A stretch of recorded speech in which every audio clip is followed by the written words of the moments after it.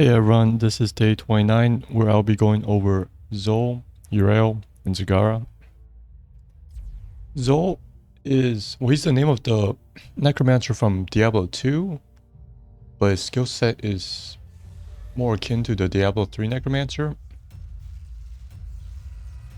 These two abilities are not in Diablo 2. Same with this one. Or this one, it looks like the Diablo 3 version. So I'm going to assume he's based on the Diablo 3 necromancer.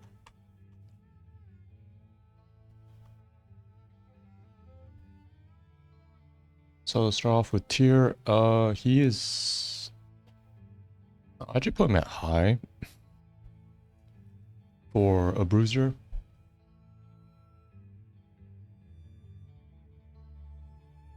He has pretty good pushing power. Creating summons is always helpful to block skill shots. And he's very anti-melee with Grim Scythe build or anti-healing with Mortal Wound.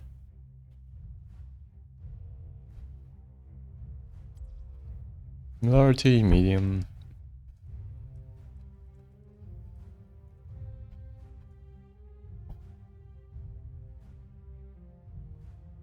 So we can see his two heroics are Poison Nova and Skeletal Mages. This is a Nova, which he can change the rune effect. I'm pretty sure he has a poison one somewhere. Or already does poison. The one in Diablo 2 is more like the HOTS one where it deals dot.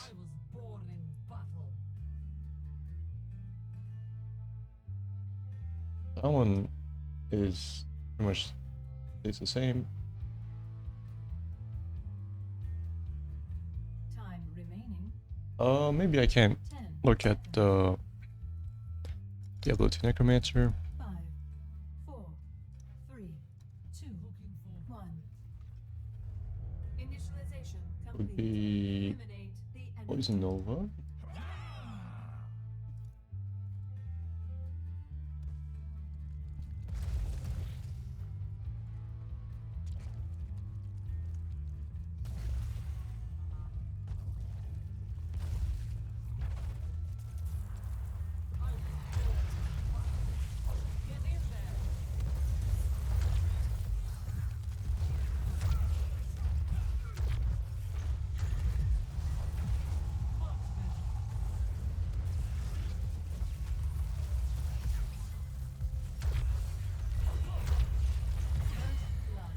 And the Skeletal Mages will be from these three more like.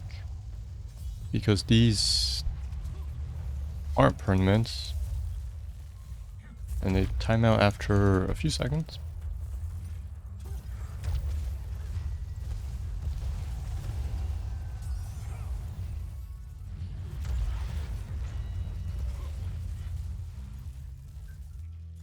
On HOTS, these both the skeletons, his mages and warriors decay over time. So their health gets squishier. This is proportional to their duration.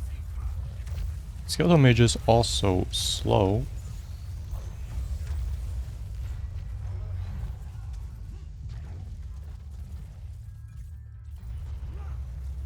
Which we can...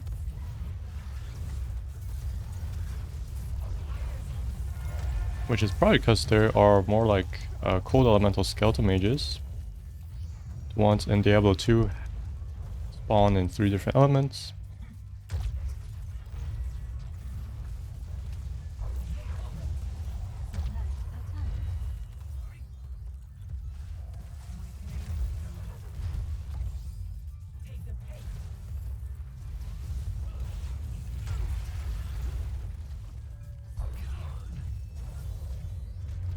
So, I'll leave it like that. I did want to mention that I wanted to move Bone Armor into his trait. Because it feels weird that he has a trait and a free one. And make the skeletons from his trait, I mean, it's pretty much built into his other abilities. Besides, make a skeleton when they hit heroes. I wanted to make it so Cursed Strike, when minions die with the Cursed Strike debuff, they get turned into skeletons instead. So it'll be a slight nerf to the trait.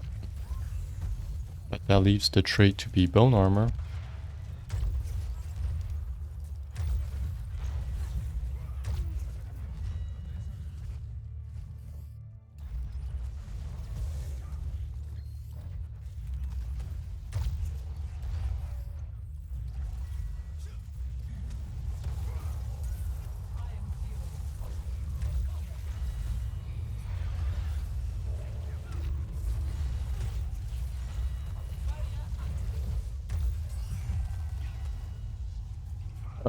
I'm not sure if Diablo 3 has... I think it's Bone Armor, yeah.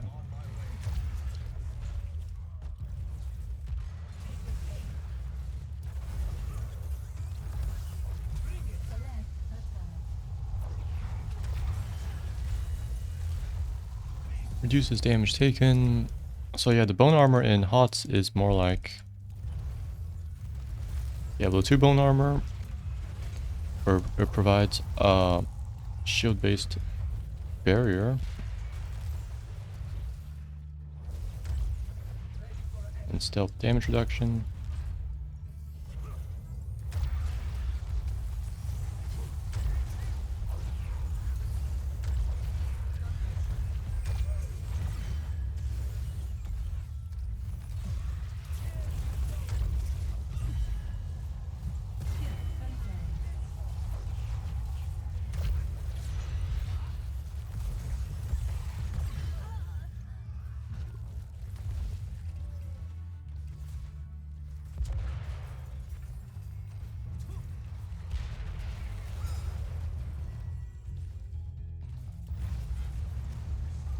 Which would be this one.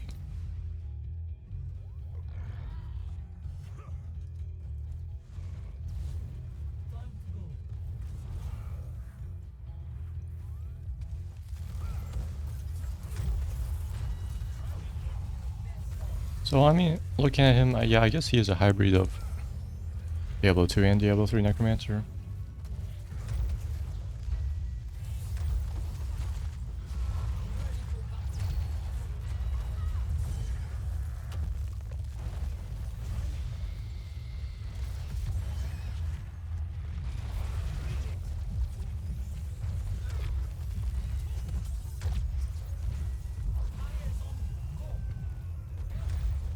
Updating mortality statistics.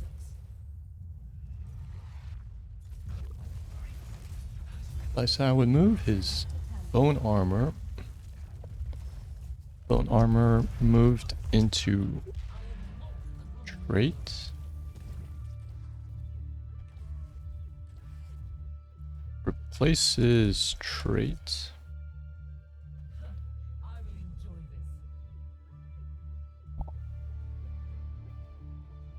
Select a talent.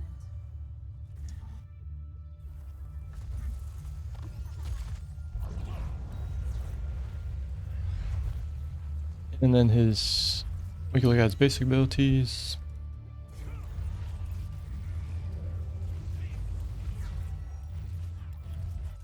Spectral Scythe is oh wait, that one's more like Cursed Strikes.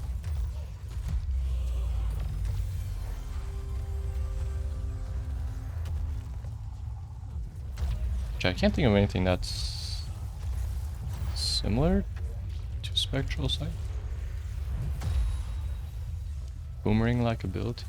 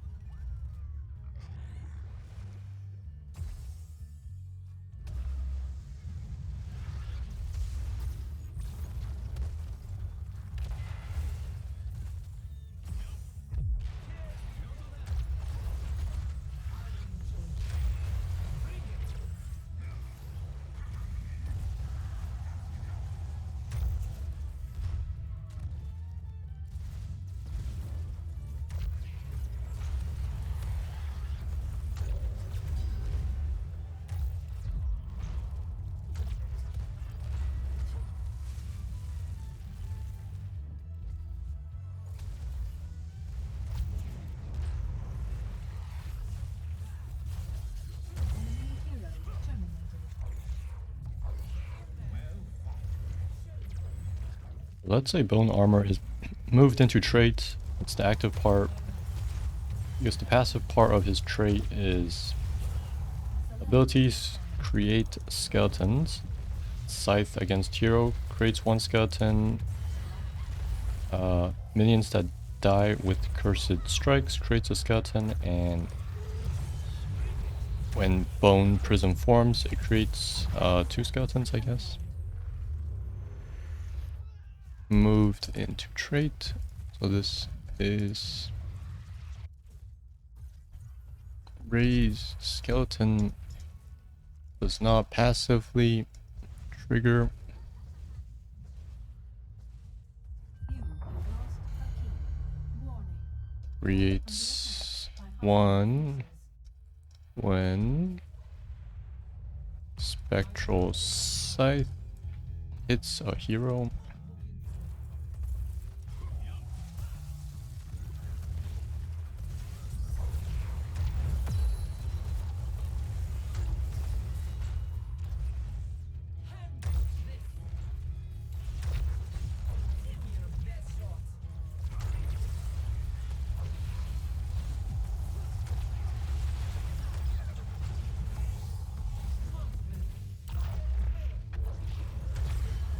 Alert.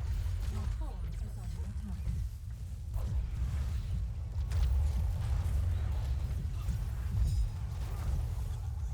You have been slain. Spectral scythe hits a hero, which is actually a part of his queue. When minions die with, Warning. Core under attack or by when hostile forces. any enemy dies with cursed strikes, debuff,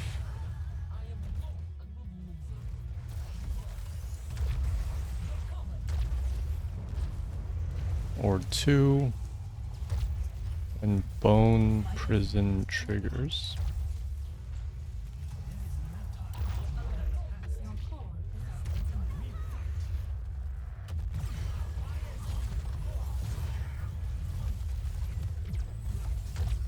attack. We also need to make cursed strike work against Initializing respawn. minions. So right now it doesn't. Apply the debuff for 2 seconds. Okay.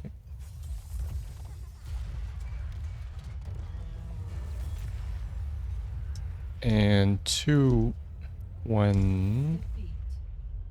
bone prison triggers, where it's like jailer. MVP. 2 when bone prison activates. Epic. So then we make cursed strikes. The debuff works against all enemies. Obviously not buildings.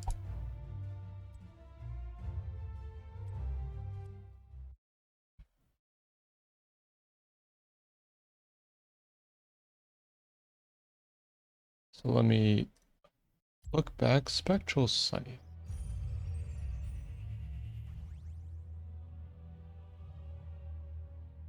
I mean, he has some throwables, but they're not even close.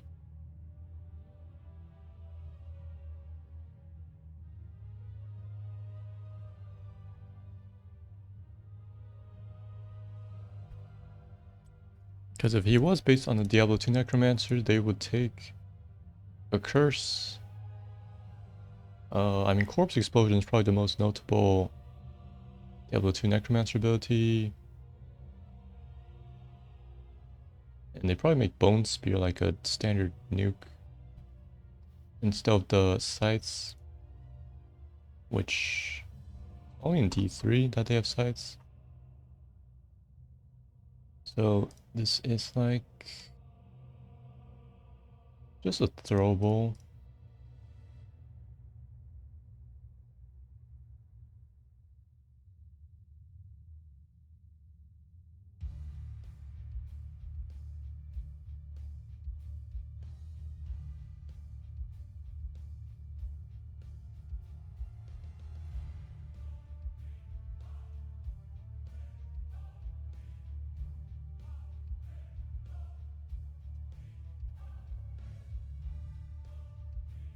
So I'll leave it in. I don't really want to change base abilities too much. I mean, it's fine thematically. And works well with Bone Prisoning first to guarantee the scythe hit.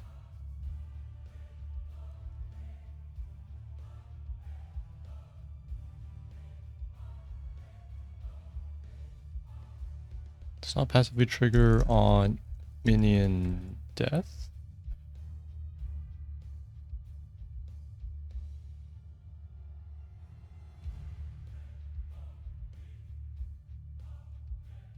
So I said the two heroics were fine, Poison Nova and Skeletal Mages.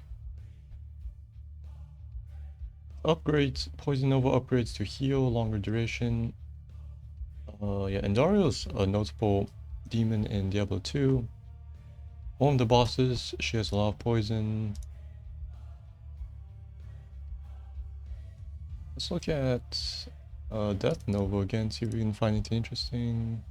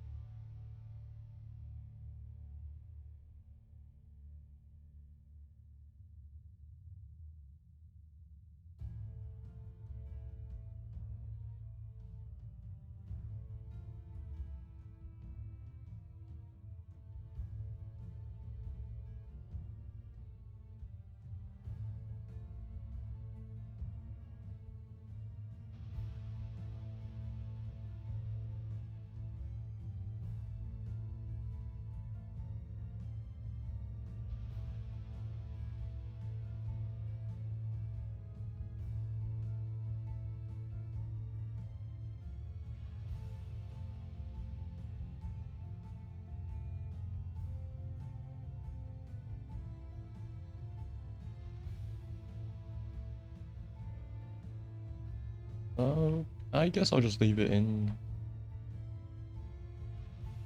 Because he does have another lifesteal ability, which is for Cursed Strikes. Artist Vitality.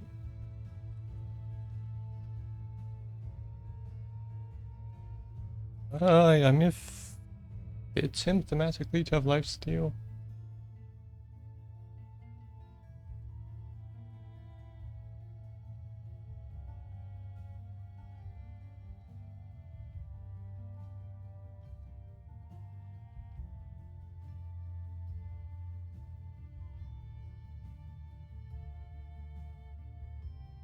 And for Frost Mage, Skeletal Mage.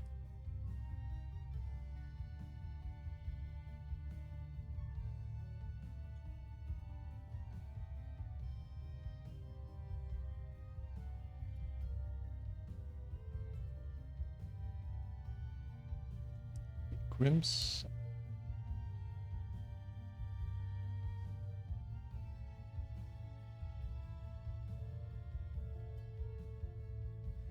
I guess we could leave Old Hand of Death also, with a slight change. It'll be every 5th raise skeleton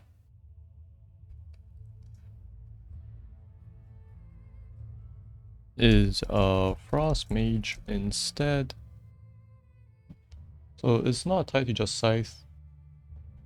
All your abilities can make skeletons, right?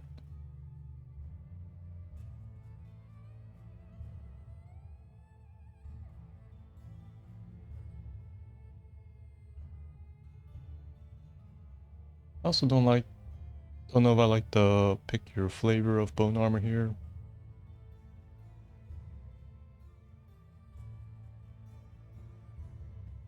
So let's actually look at maybe Cursed Strikes first, which is Grim Scythe in Diablo 3. The Giant Arc. Once we the talents and hots are reduces cooldown, lifesteal off heroes, increases attack speed, and reduces enemy damage. You can see these work against any enemies, so he can farm minions and mercenaries very fast and keep up his stacks.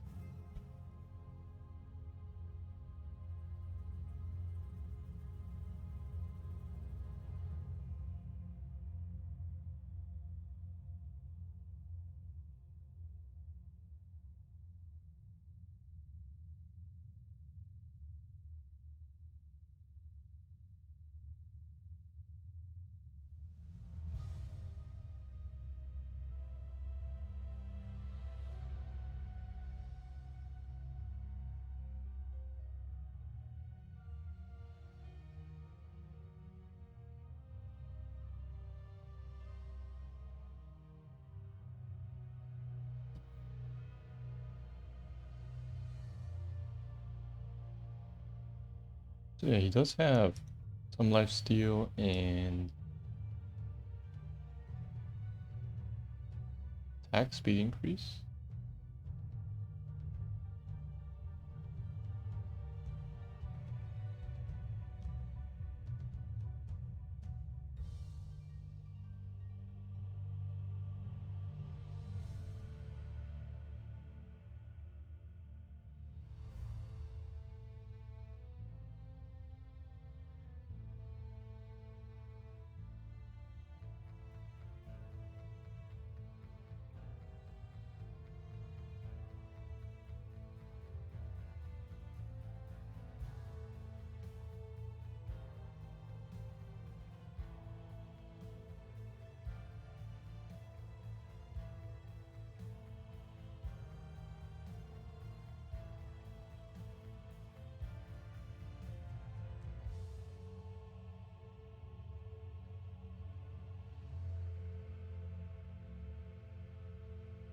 So let's put those two down at least. We might make changes to them.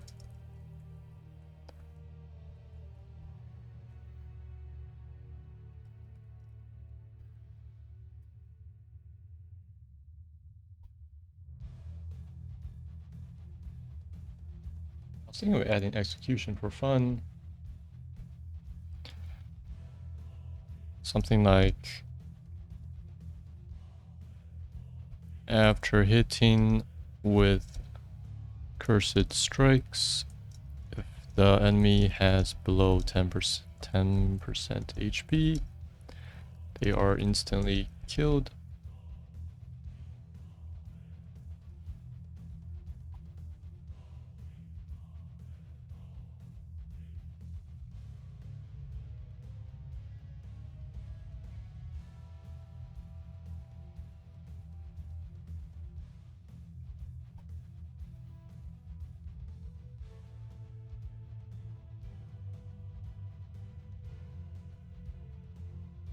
After hitting with cursed strikes, if the enemy is below 10% HP, they are instantly killed.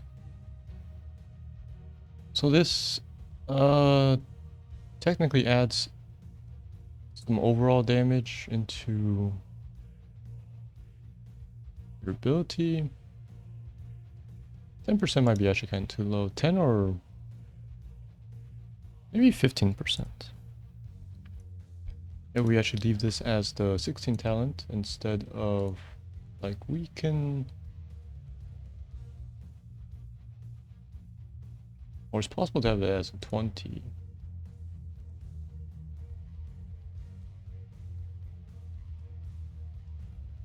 This one heals only against hero. I was thinking of changing it to be more like this, 1% max life for every enemy hit, so it actually is amazing in minion waves.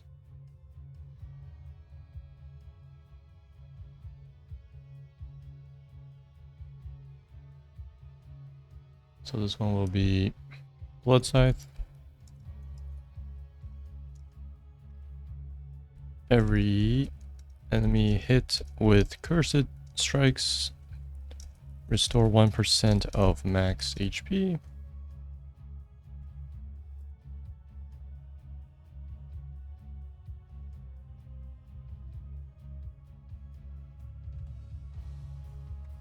And then we have This one is 15 stacks.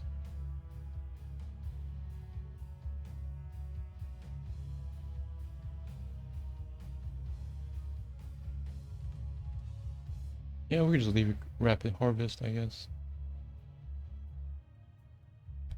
I'm actually taking out probably the cooldown reduction one, so you can't spam it as much. So you do have like a burst damage with this talent. It won't be a sustained DPS since we don't have Grim's Sight. Steel is, well, it's better against minions and weaker against heroes now. And then we have Execution, which is technically bonus damage. Let's move on to Bone Prison, which I don't think is in Diablo 3.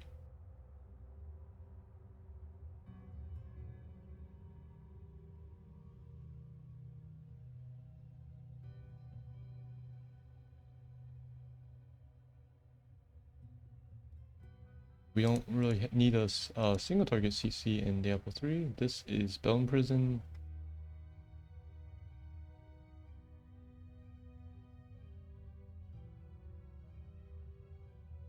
On HOTS, it roots and tells all skeletons to attack that target, which is like... let me see if I can find it.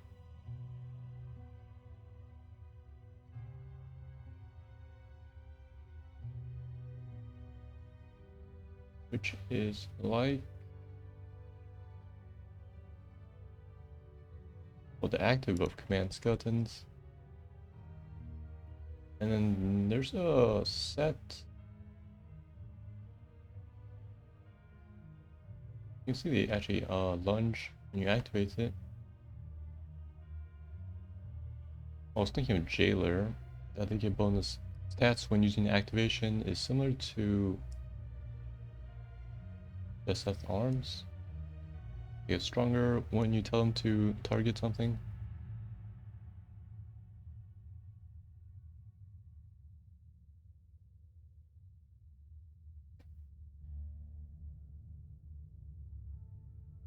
So the talents in HOTS, we have Jailer, which we kind of built that into his passive trait.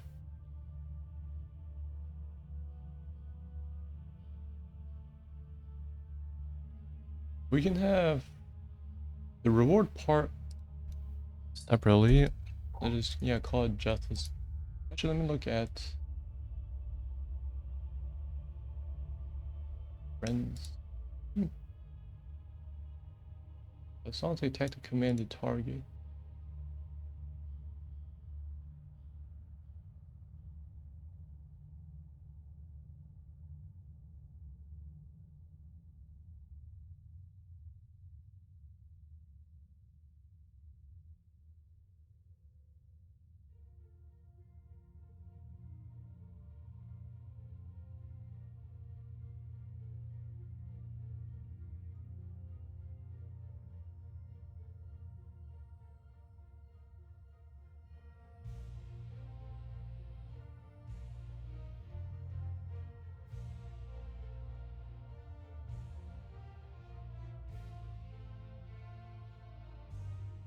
Yeah, let's just call it Frenzy instead of Jailers.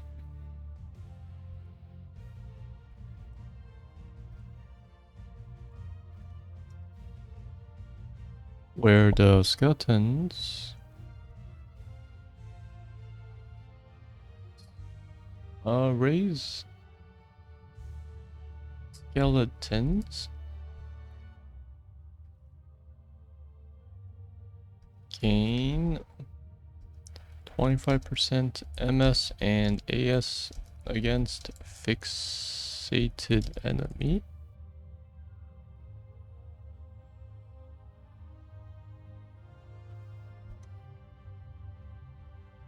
Or maybe even slightly more since we took out Well, we made that part free. Let's just leave like this for now. And then there's also amplify damage, which is a curse. Makes him lose armor.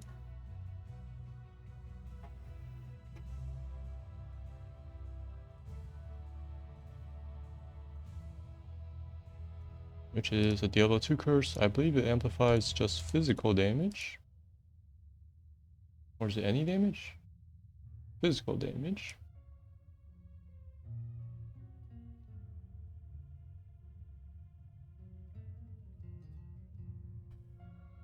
Wait, is Cursed Strike physical damage, right?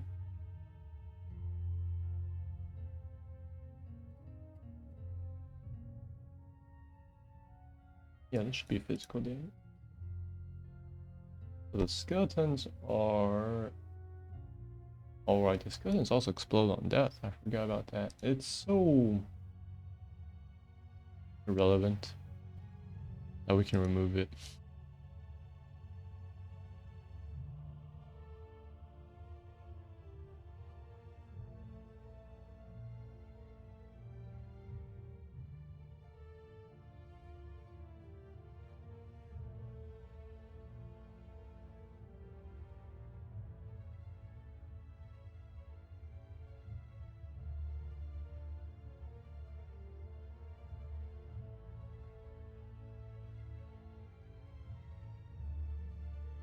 Because we also don't have a raised skeleton cap.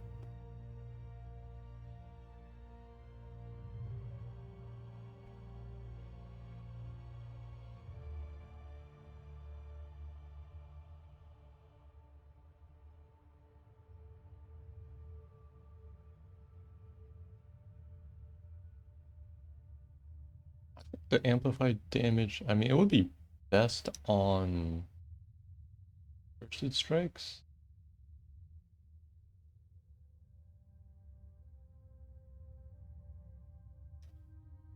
But we could also move it onto the Scythe. Just because you can now have AoE armor reduction. Because curses are always AoE.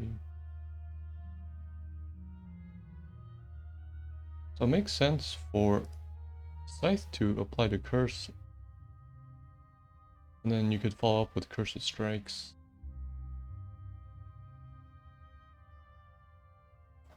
Yeah, so let's actually move that onto the Spectral Scythe. You have amplified damage. Spectral Scythe reduces specifically physical armor by, let's say, like 30 for maybe like 3 seconds. 3 or 4 seconds. Maybe go with 4 seconds.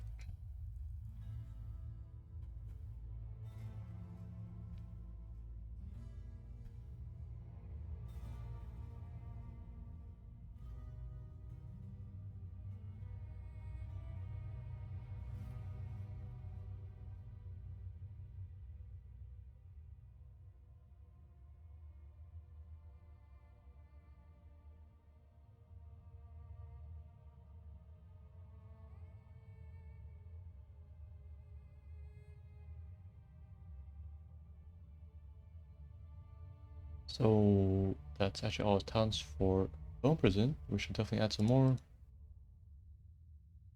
Look at Bone Armor for a bit.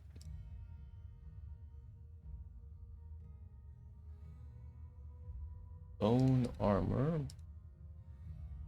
1 in Hot, we have Slows. It reduces cooldown, extra damage, and evasion, which is pretty weird, I believe. We also have increases its shield, its spell armor, and that's it.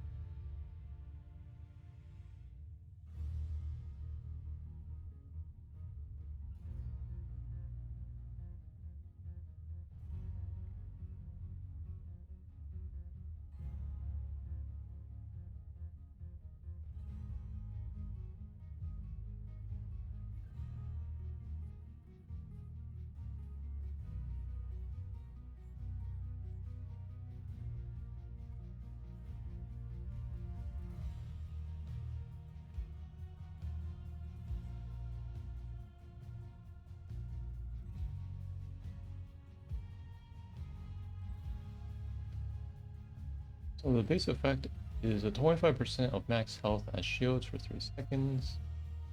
30-second cooldown.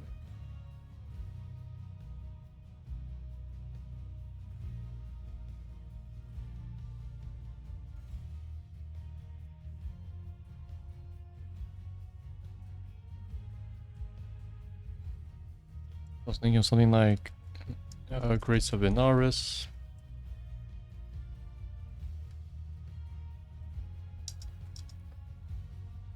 Which just adds damage aura, bone armor.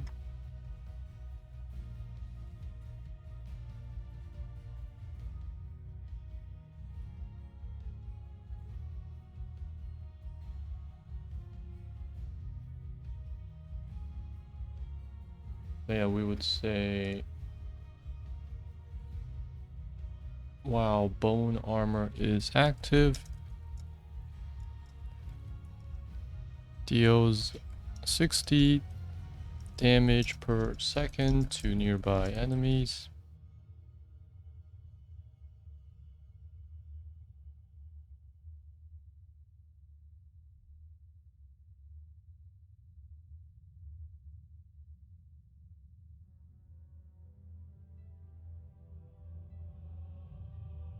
It makes sense if we had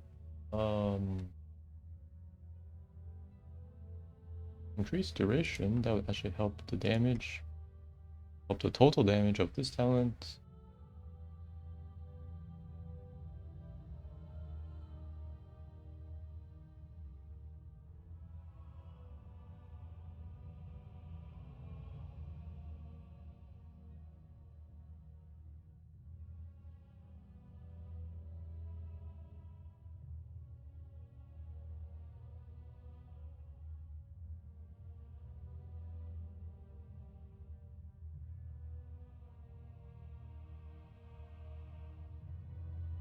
We could call this one Wisdom of, was it Kalon?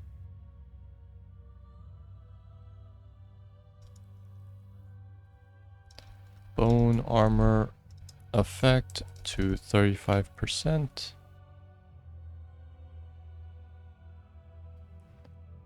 Of max HP and lasts 4 seconds. So a slight increase to its strength and duration.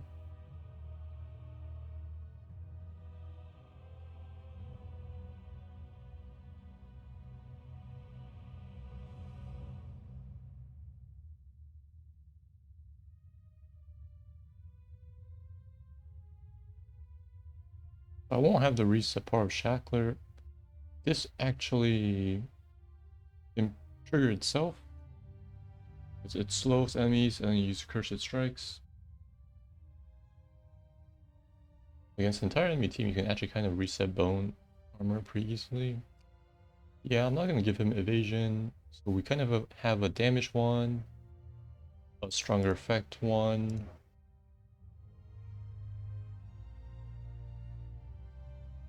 We could have an unstoppable one, I'll be honest.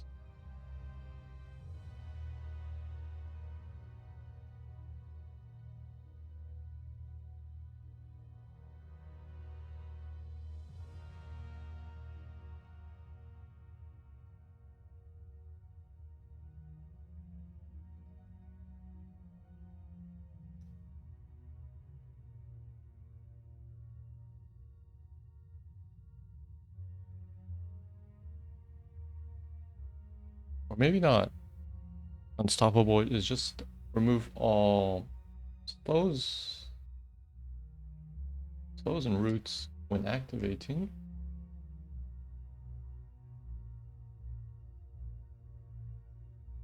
I probably won't let you be able to pop it to free yourself.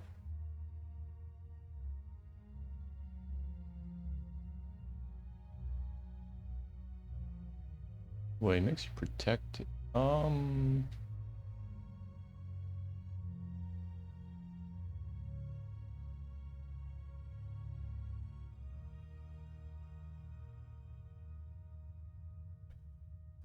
Yeah, so We will just have a very weak version of this. Limited immunity. Activating bone armor. Removes all slows and roots on you. I mean, what other debuffs are there? You can't use it while silenced. You can't use it while stunned. This is pretty much all the CC. And vision reduction, but I believe... I'm not sure if Unstoppable actually cures vision reduction.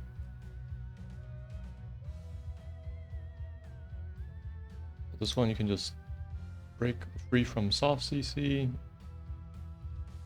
You time it.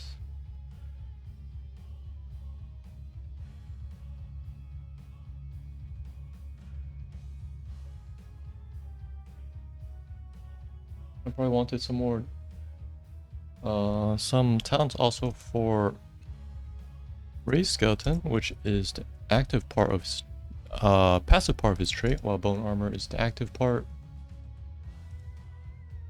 We can see he has some Raised Skeleton talents, like... Well, that one's more of a Bone Prison talent. This one restores his health mana.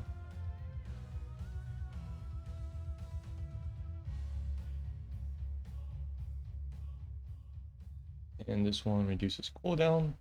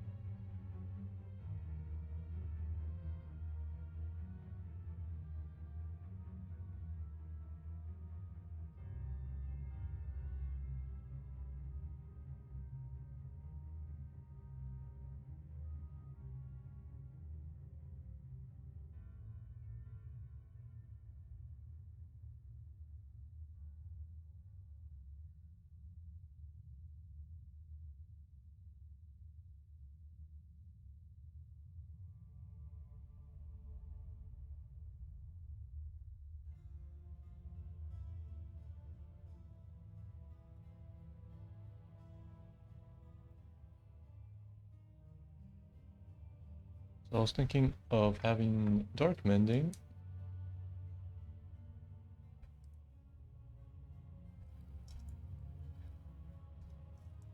Skeletons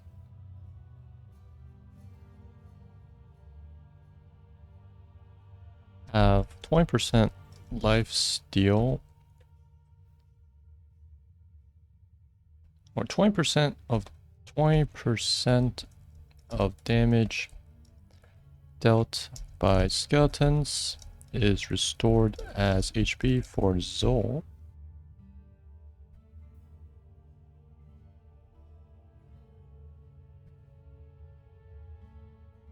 That number might actually be kind of low. I believe the skeletons hit pretty off. 20 damage.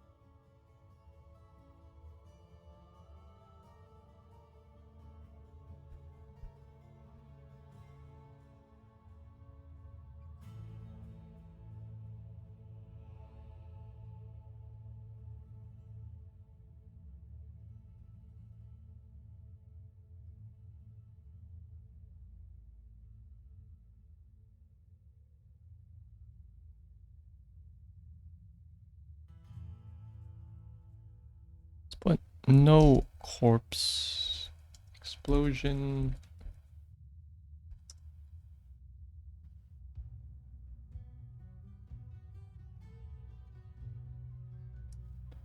Only triggers when? No corpse explosion only triggers when creates 1 when Spectral Scythe hits a hero, when any enemy dies with Cursed Strikes debuff, and 2 when Bone Prison activates.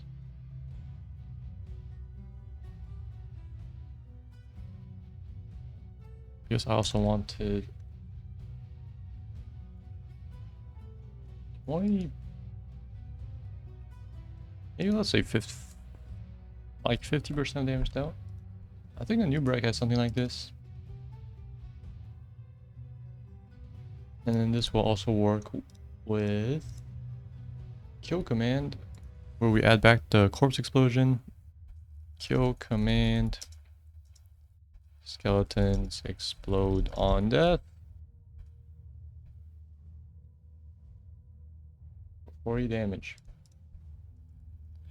So this also works with Dark Mending.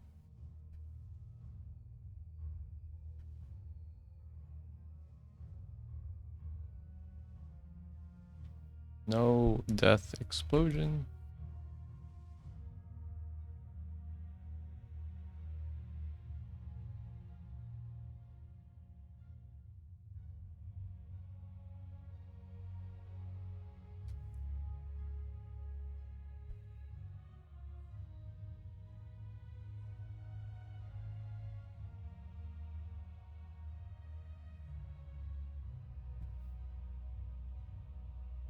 And then let's look at the scythe. Spectral scythe, we have more spam. Echoes of Death, which does spawn skeletons. And Decrepify is another curse. Oh yeah, Weaken's also another curse. Maybe we can have like a curse tier. That should be kind of cute. And Bone Spear's just standard ability he has.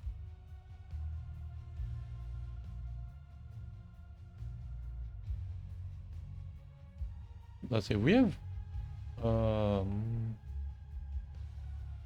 3 curses.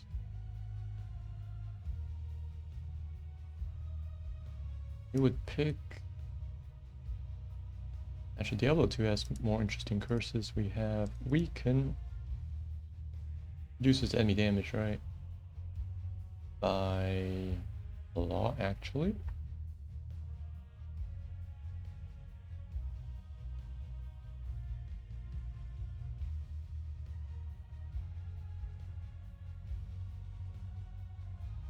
Oh yeah, looks like in Diablo 3 they shoved Weaken with Decrepify. Decrepify in Diablo 2 applies a heavy slow, I believe.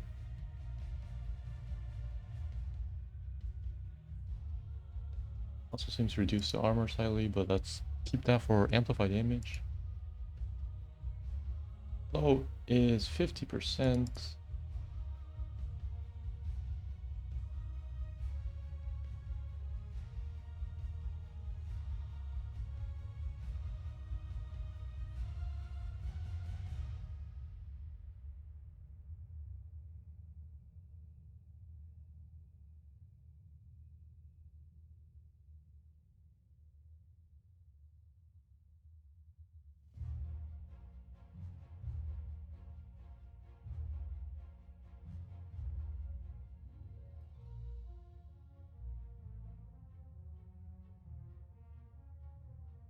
So I probably put Decrepify, yeah, it stays on site. Amplify damage will be moved onto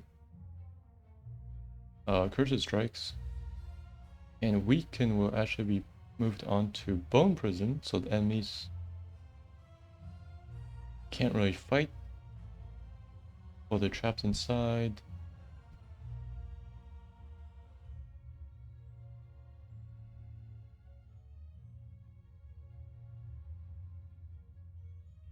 I'll just throw out this active Bone Spear.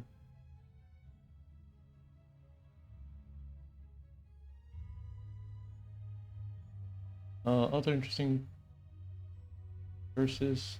Does he have a taunt? Oh, he does have a taunt. I'm pretty sure we won't use that.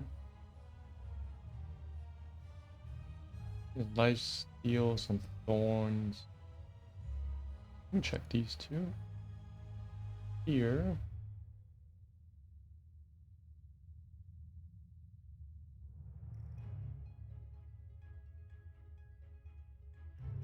Actually, we could maybe put this instead of weaken.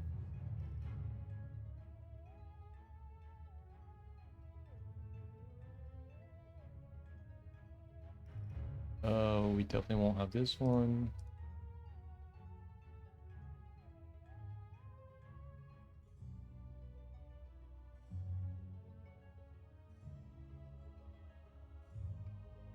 Let me just check all the curses.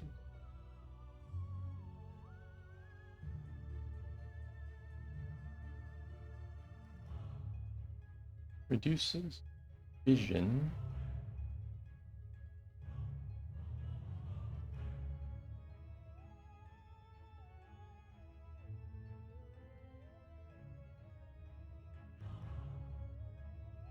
This one is melee thorns.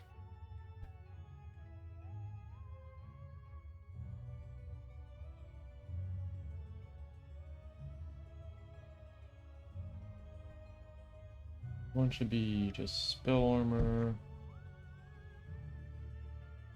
And this is lifesteal.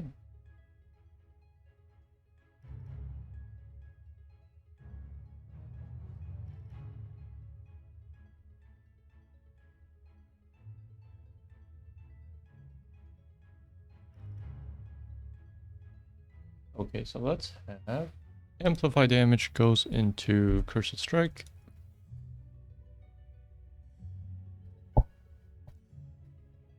The debuff is 2 seconds, so let's make this 2 seconds.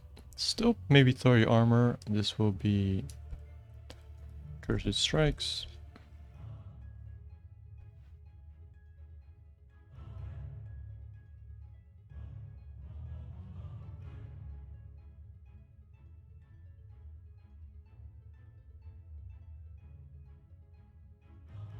Yeah, this might actually be a 20.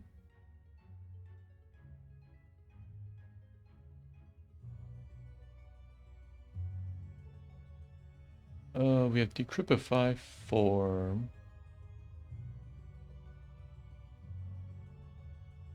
Spectral Scythe.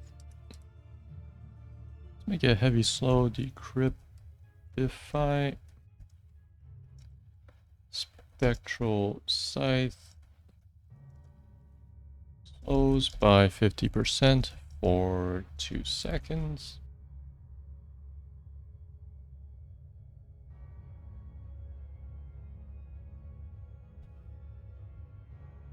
The last we are picking is between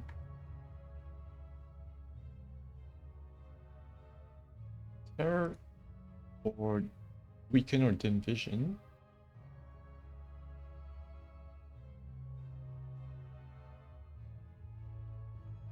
I feel like picking Weaken.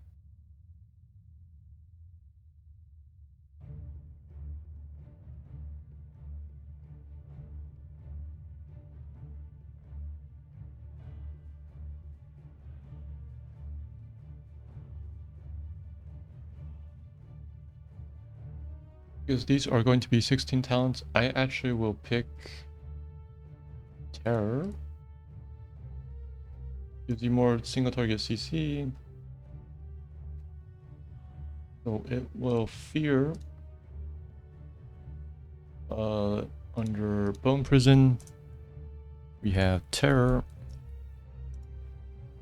After Bone Prison expires, the enemy is feared for 1.25 seconds.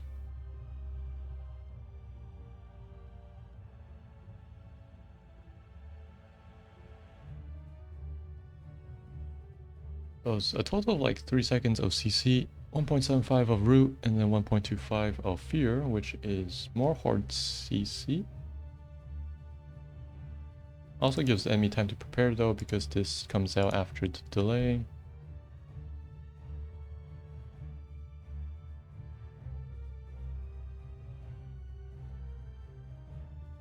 Echoes of Death, I like that. It's just fun, so I'll leave it in. Let's just boost the damage. Deals 50% damage. Just be a nicer number. Half damage.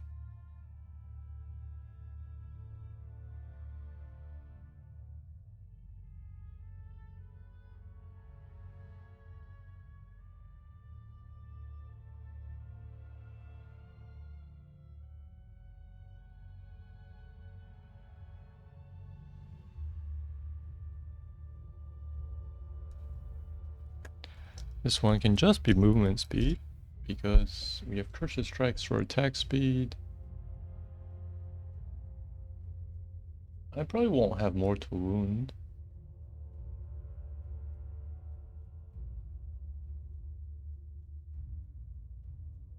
We can maybe check out some of his passives.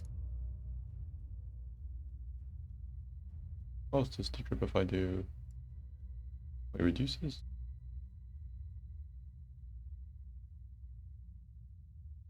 Damage.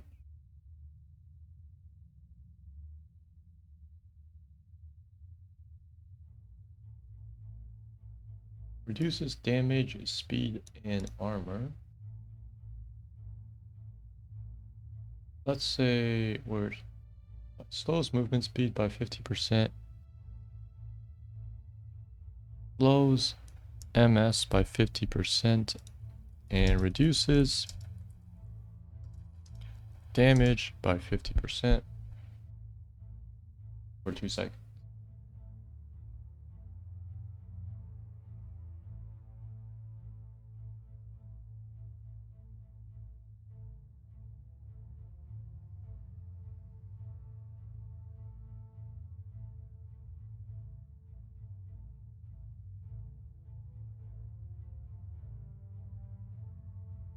Or maybe we could make terror also 2 seconds.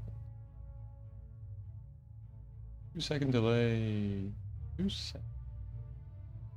I mean, they run away from you. It's not like you're pulling them in. Let's just have all the curses at 2 seconds.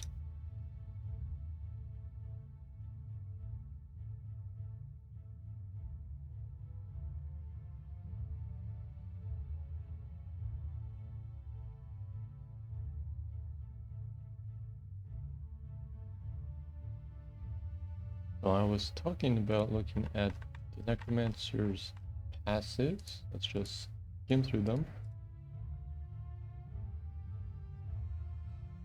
Uses movement.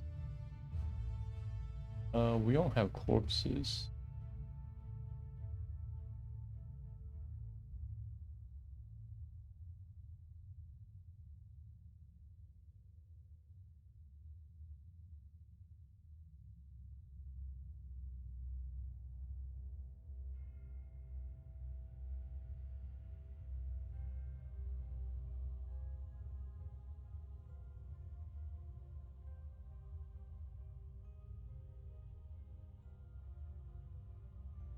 Let's just call this one renamed to Swift Harvesting.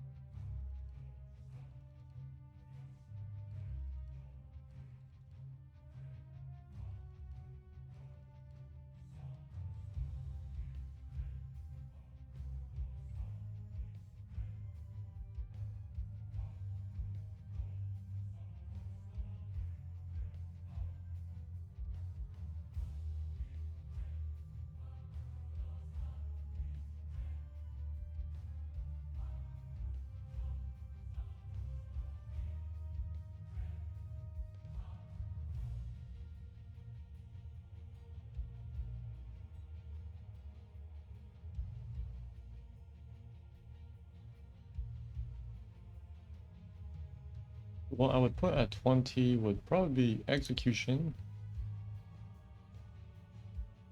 And maybe something related to his trait.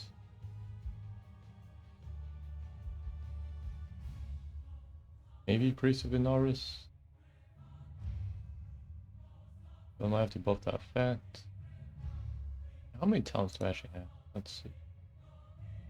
4, 5, 6, 7, 8, 11, 12, 13. I need 4 more. I kind of want at least 1 more for these two. So we have some others. I feel like blood for blood is kind of easy to adapt. Picking up a regeneration globe makes the next ability cast cost 0 mana.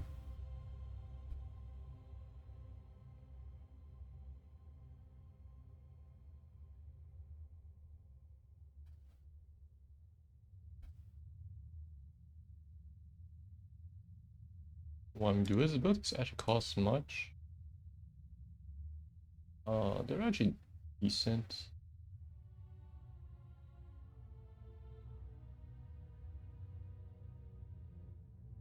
I mean, this buff lasts forever. You just Curses Strike down the waves, pick up the globe, repeat. That actually makes your Curses Strike free. So this is actually pretty decent. Passive.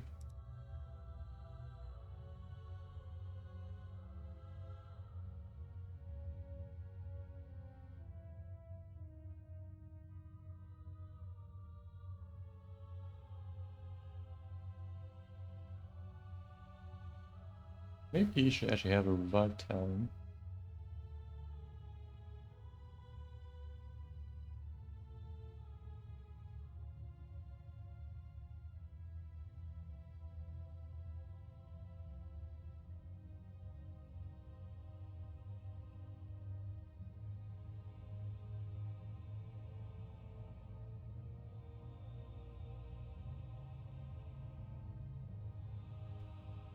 For Ray Skeleton, we have Final Service. Taking fatal damage. Makes Zol protected for 2 seconds.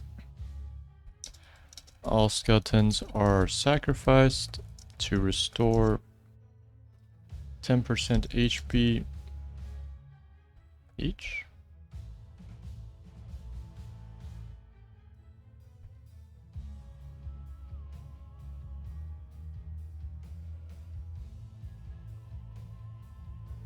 One 80-second cooldown. I believe all the resurrection talents have 3 minutes as a base.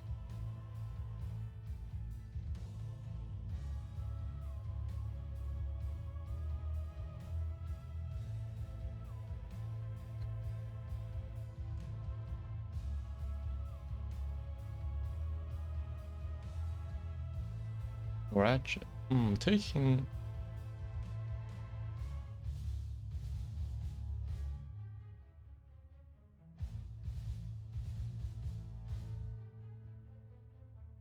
I want to protect the part. Well, we just made it. Whenever Zol takes fatal damage, all skeletons are sacrificed to restore 10% of his HP. Restore 10% of his max HP each.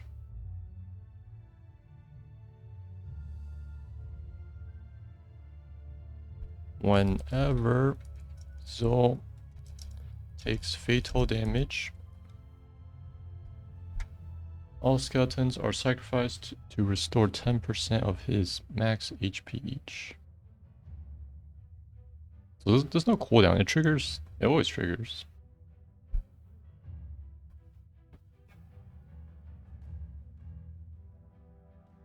Or let's say taking fatal damage.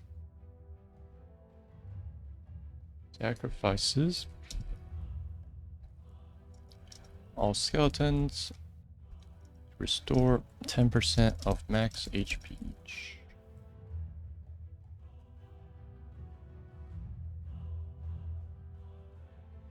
So it'll attempt to give him enough of a HP buffer to make him survive. And he only makes skeletons when he hits people. So to kill him, you have to kind of clear his skeletons also. Might be kind of a gimmicky 20. Let's try that.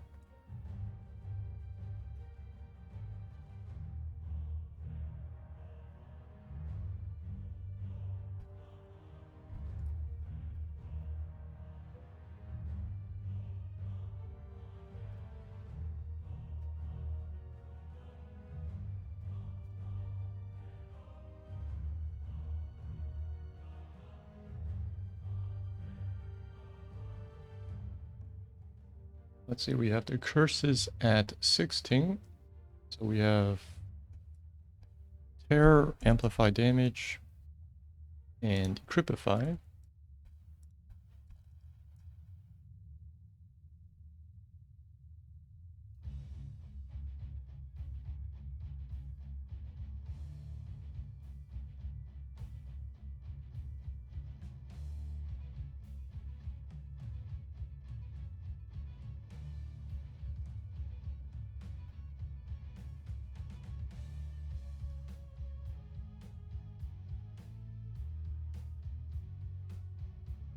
I probably still wanted one more for Sight and Prison.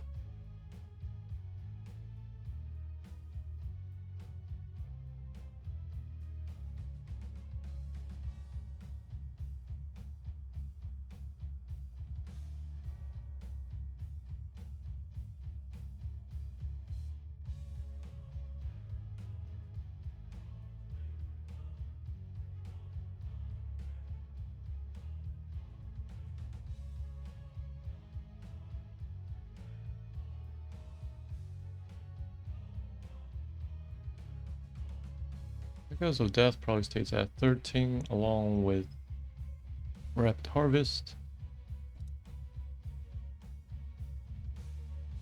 We don't have this one. Let's pick one of the talents for 13. Grace of Inaris.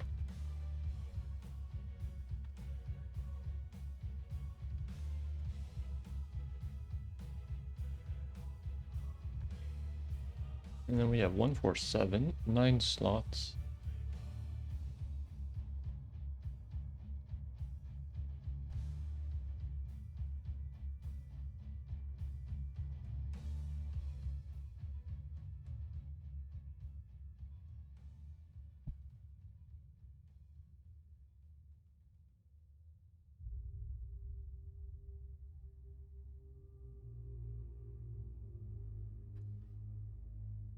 I might actually remove limited immunity. It's not too interesting. Especially since I'll put the trait talents, spread them out like this.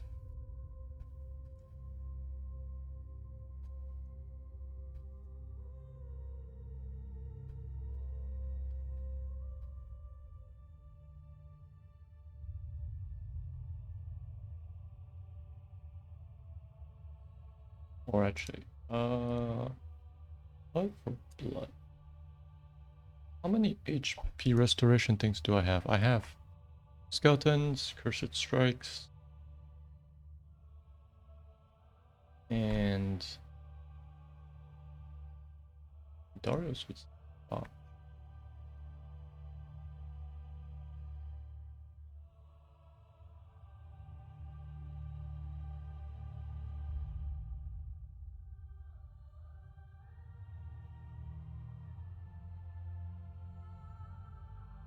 Okay, maybe let's have this one also at 1.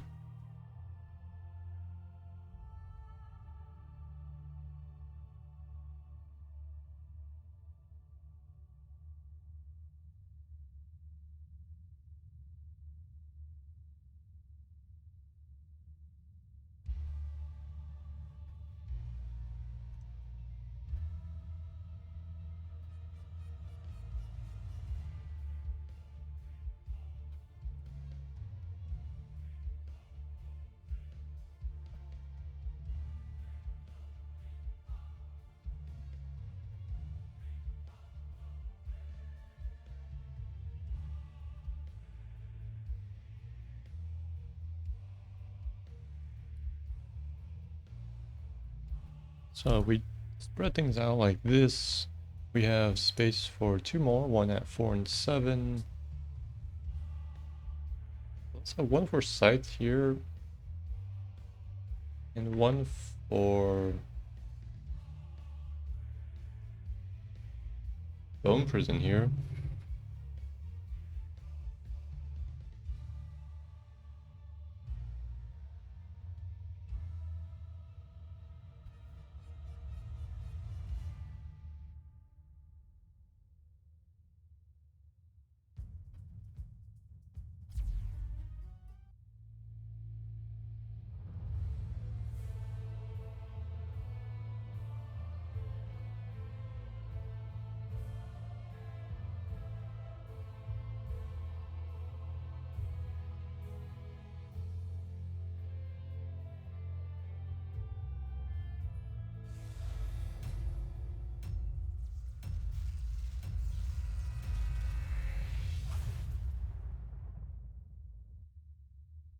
What abilities have we not really went over?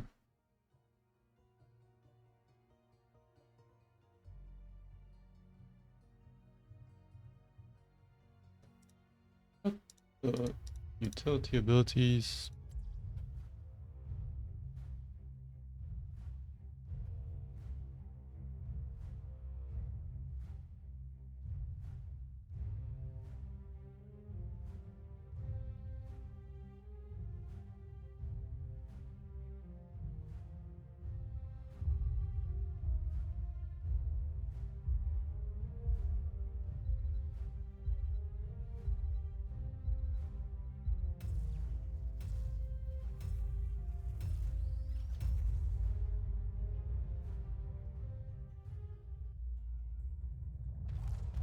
Commence combat preparations. Fate has chosen to be unkind to me this day. Let's get this over with. Indeed. Oh, hi! It's good to see you! The battle begins in 10 seconds. For Calendar. 5, 4, 3, 2, 1. Commence combat operations.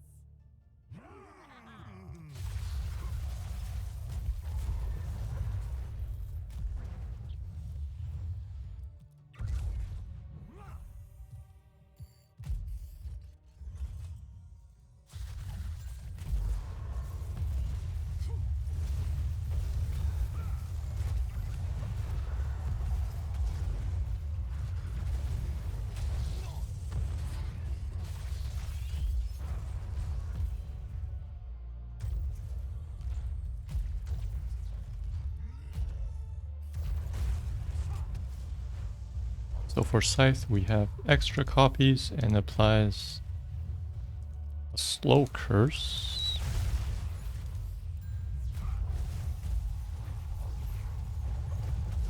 I was thinking maybe something related to killing or takedowns increase the damage of the Scythe.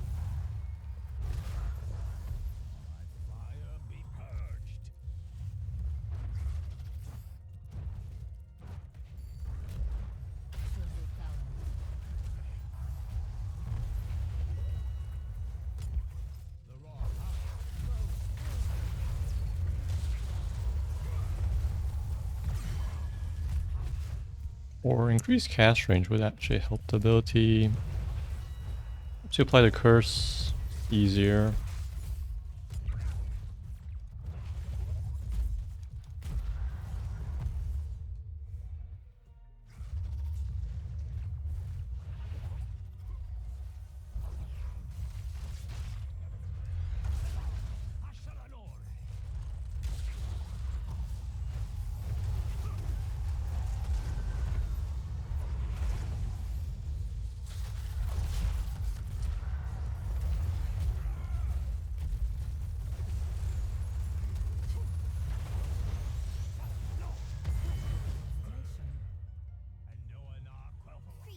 Precisely as it should be.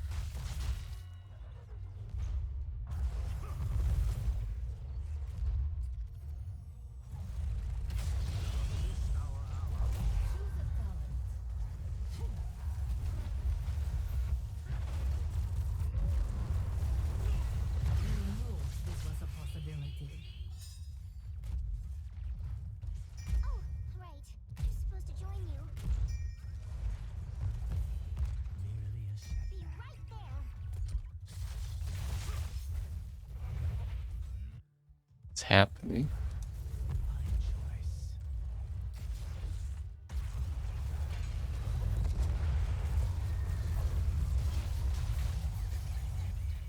I was just thinking of taking a name, maybe just Dark Reaping.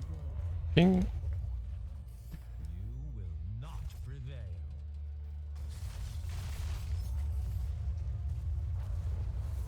Increases cast range of Spectral Scythe. Maybe also increases the radius.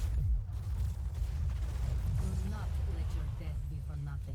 Let's probably have that at 4. Let me just see what the effect was. I don't think it'll be related. Oh, kind of is related to sights, but I will not underestimate them. we will have Dark Reaping. Spectral Scythe has 15% increased cast range and radius.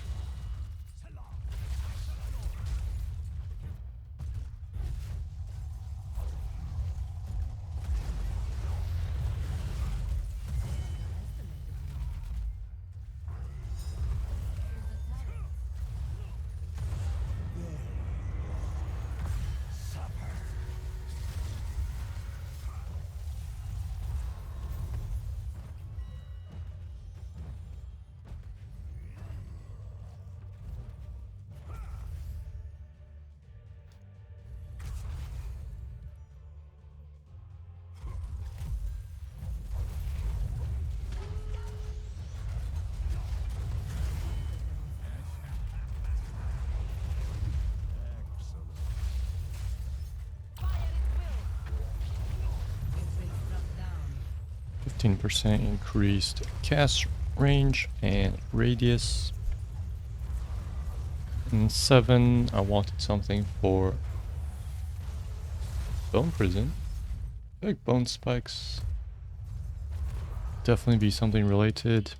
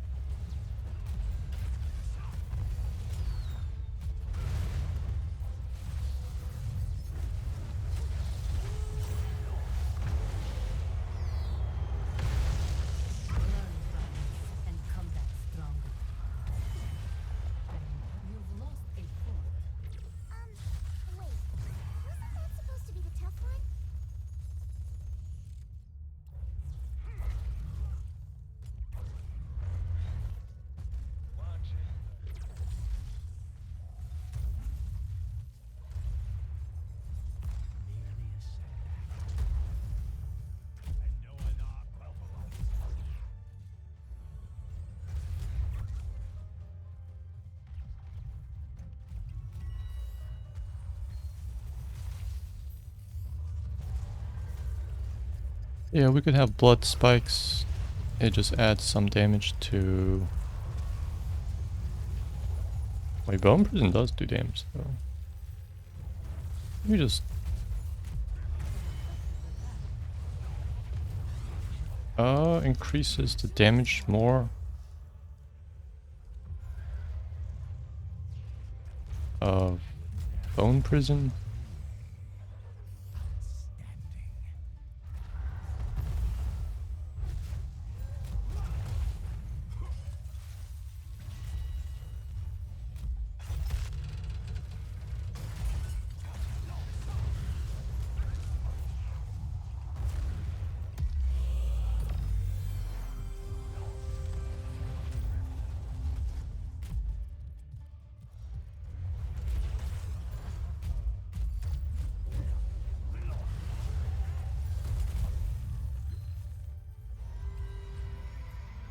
A testament to my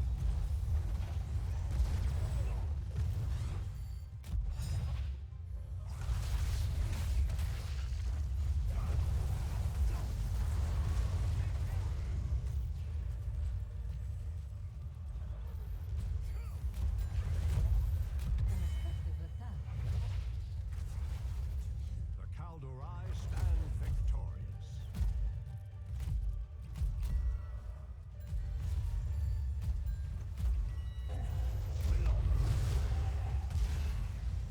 What else do we have at 7? We have Blood Scythe, Kill Command.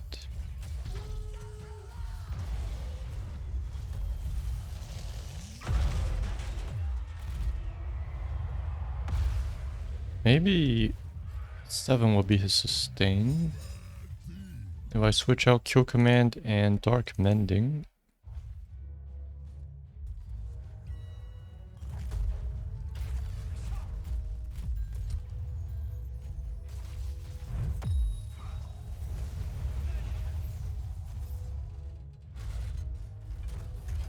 Yeah, I'm probably going to do that. And then we have Blood Spikes. Increases the damage of Bone Prison and Bone Prison will lifesteal.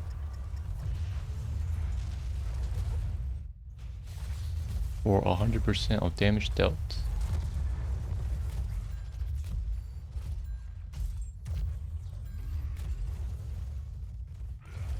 Say 75% increased damage. Heals for 140. Yeah, so we switch out this one with Kill Command.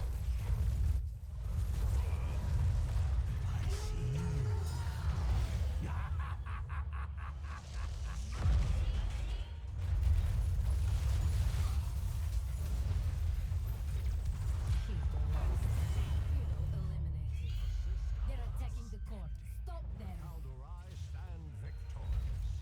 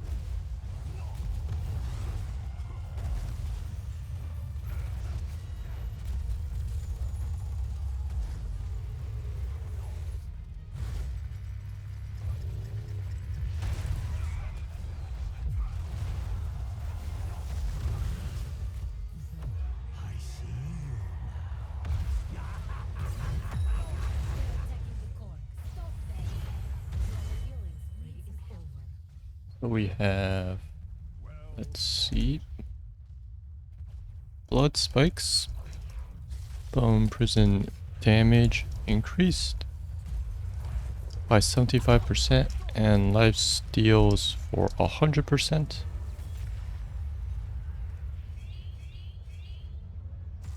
We will rise from the ashes. MVP.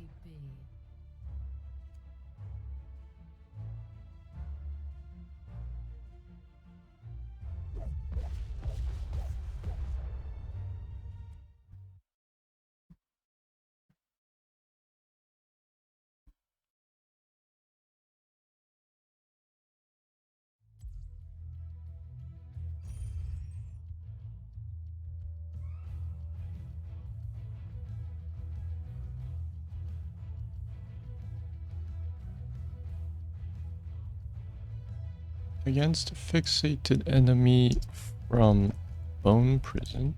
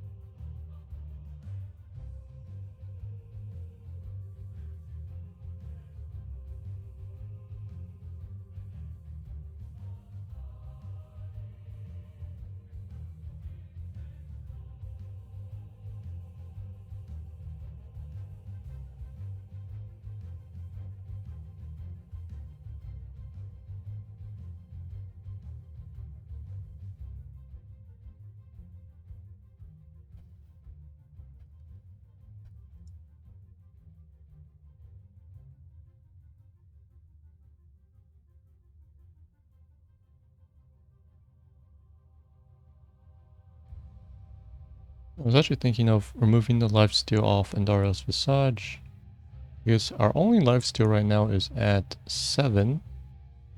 You can pick your flavor of sustain. Dario's Visage, I might buff the duration.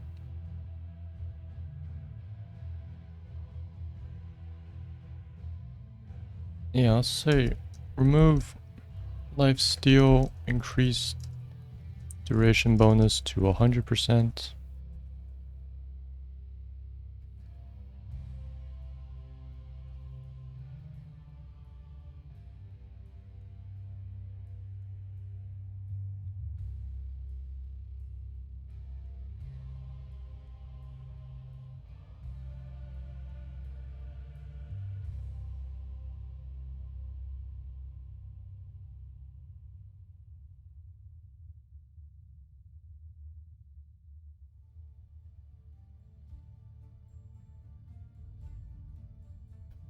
So that's Zone.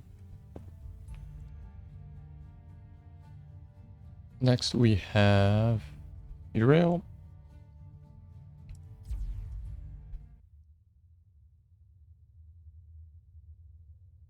She's a Draenei Paladin, I believe.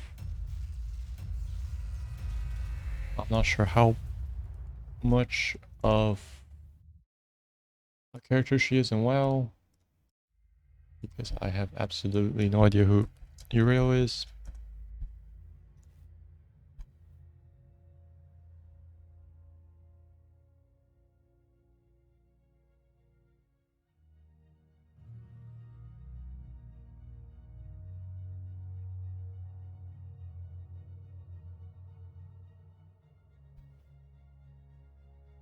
I guess she's a paladin just because of the hammer. Paladins love their hammers. Her tier, I'll put her at medium.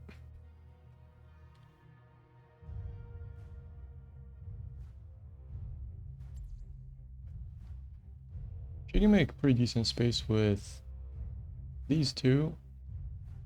This one gets close, this one knocks back, and she has pretty good healing. I love Sacred Ground. And she can do decent damage if you go for a Avenging Wrath build. This one is the most important one. This one's also nice for burst damage.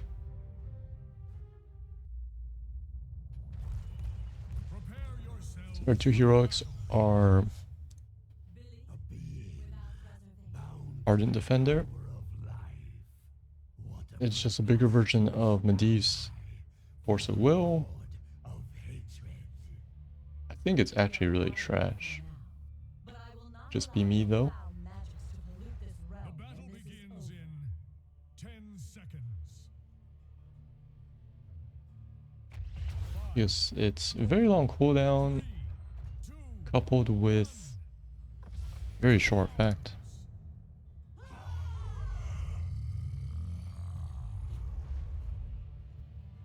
Existence is to be treasured. I would probably definitely reduce the cooldown to, let's say, 90 seconds. I don't think it deserves 120. And increase the life restoration to maybe 100%. Because the whole point is you're not supposed to attack her while she has it active. Unless she sits in like some dots or something.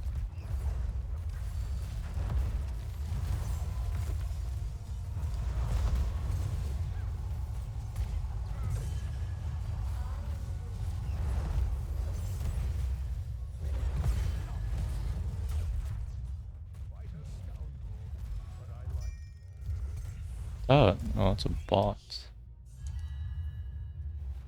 Okay, that makes more sense.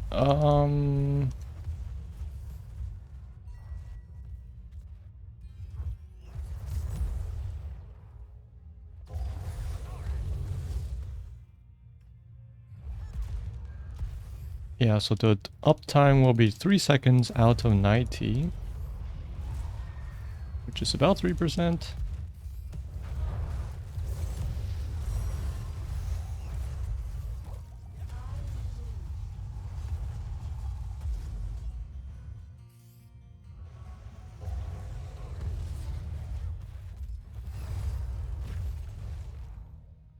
Our other hero is Sacred Ground.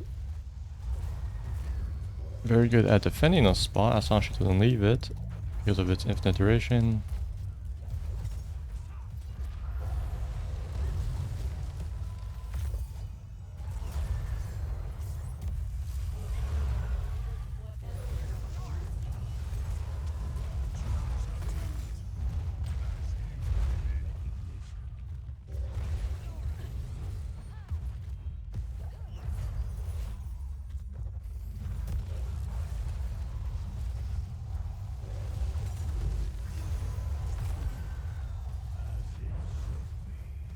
That one, I'm fine with.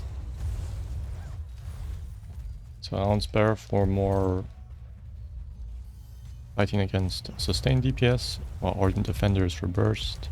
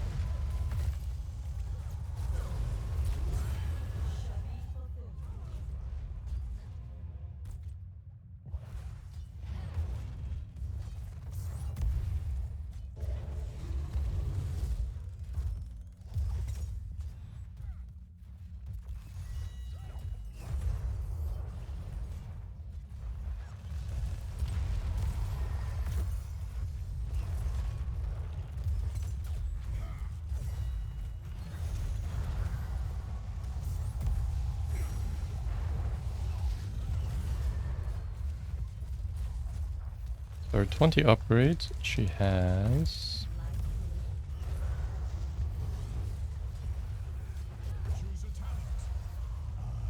Word of Glory, increases the heal, and heals nearby ally.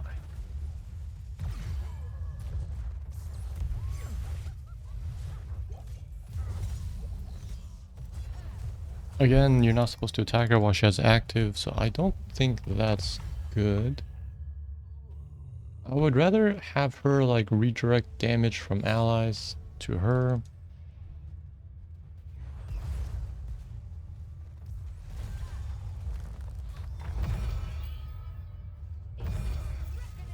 Yeah, this is a joke. So the 20s we have Ardent Defender and Sacred Ground.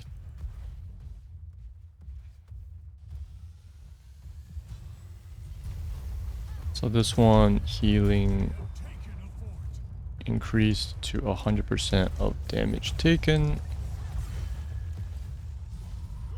Cooldown to 90 seconds.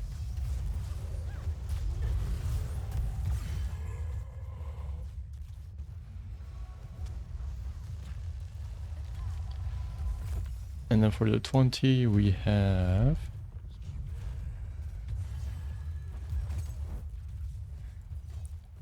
Word of Glory.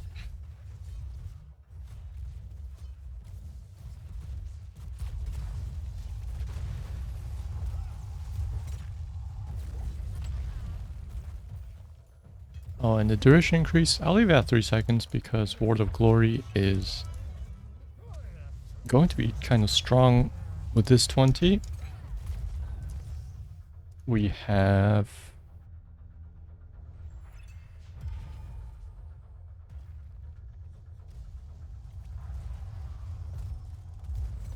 ally heroes that take damage is redirected to Yrel during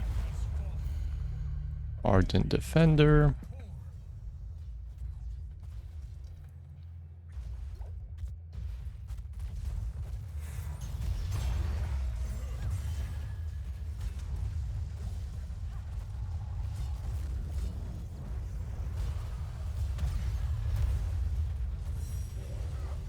So pretty much is a pseudo invulnerability for a team, kind of like Yrel's. So you can still CC her, you can CC her allies, you just can't deal damage to her team. It's more like protected, team protected. Oh, she gets massive healing.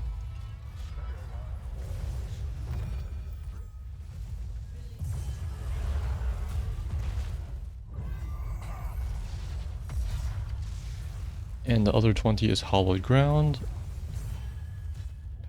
I like Hollowed Ground, so they'll stay the same. These 220s, I think this one's sounds pretty trash. I mean, it's a team game and you're the tank. If the tank is running away, your team's probably falling apart.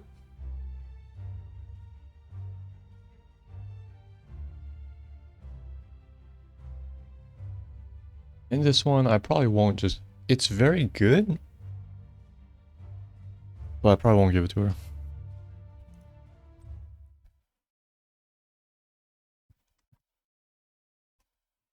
So she has Vindication, Righteous Hammer, Avenging Wrath, in her trait Divine Purpose, boosts any of her basic abilities.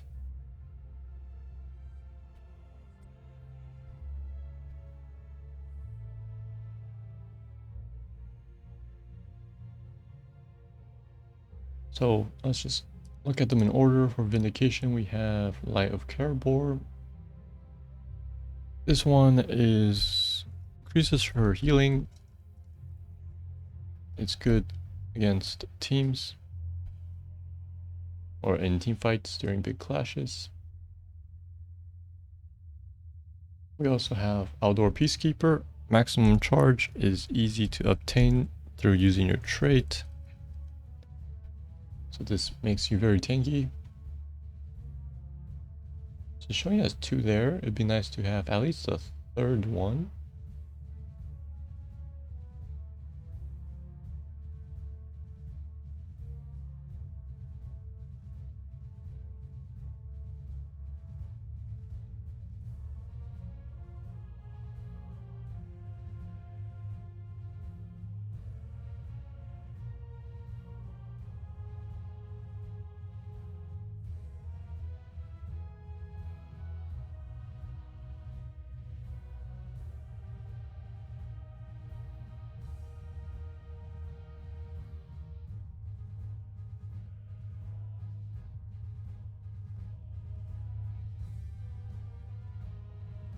So next we have Righteous Hammer.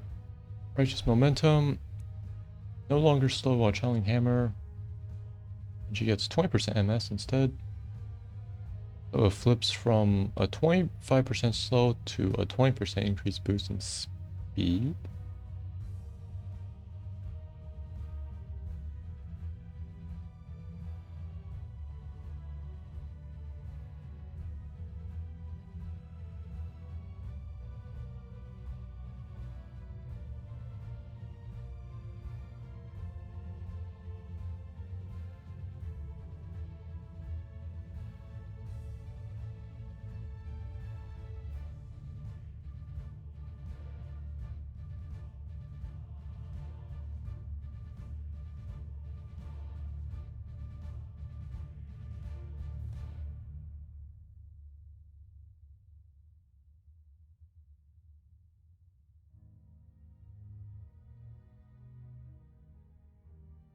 So this one is fine. Let's maybe remove base 5% MS. Speed bonus is 25%, which rises speed bonus rises from 0 to 25% when charging. So it's like the opposite of decay. It goes linearly up from no speed bonus to 25% bonus. Maybe let's have 20%.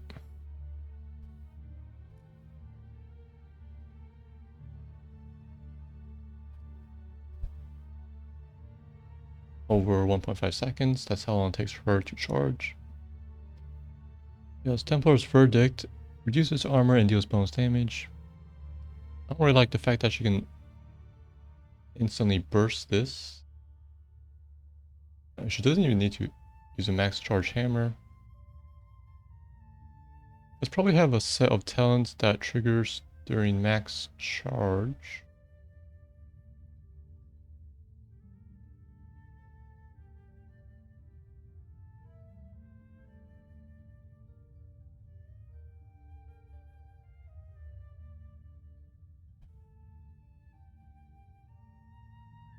How big is the arc of her hammer? 180 degrees.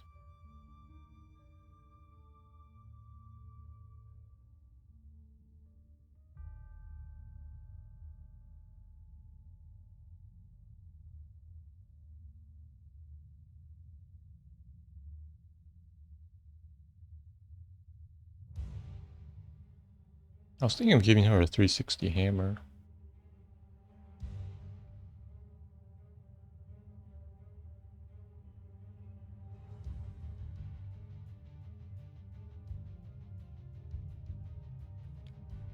Call this one Righteous Cyclone.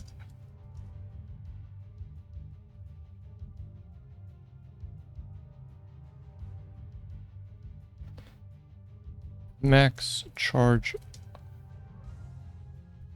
Righteous Hammer will hit all around her in a 360 degree. Max charge Righteous Hammer will hit all around her in a 360 degree. Gives her some more AoE coverage, and since the hammer has knockback, it makes some nice space.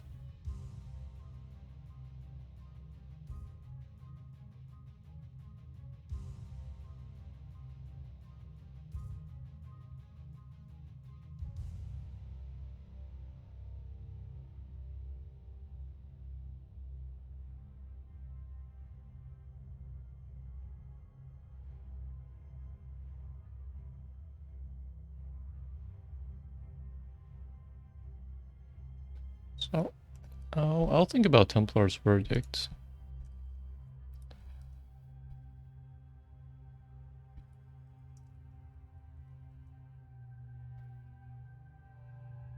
For Avenging Wrath, we have Aegis of Light. Makes sense because you initiate with Avenging Wrath. Holy Avenger.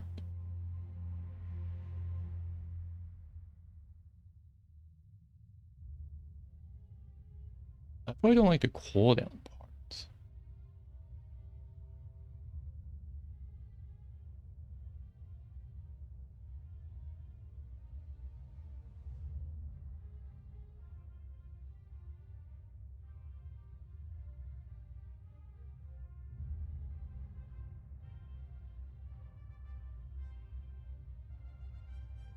I'll probably have a cast range thing for Avenging Wrath.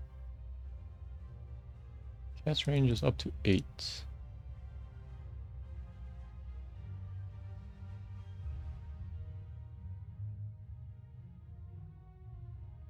Deep duration 0.625.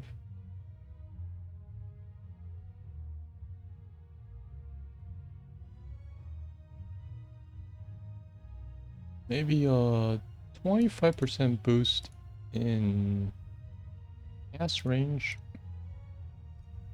Let's take the name Holy Avenger.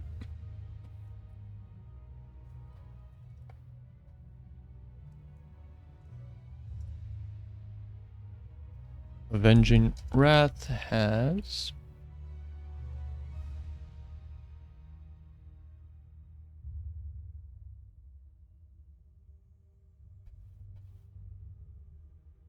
Avenging Wrath has 25% increased cast range and travel speed. So that also helps with Aegis of Light. For allies, it gives them armor a lot easier and faster. And then we will have Repentance as the maximum charge. Requires Avenging Wrath to be at max charge.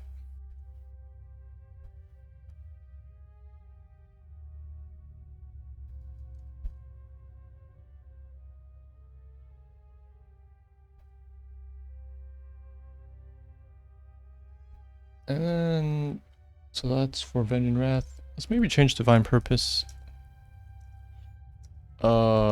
Cooldown to 6 seconds. Just match your abilities.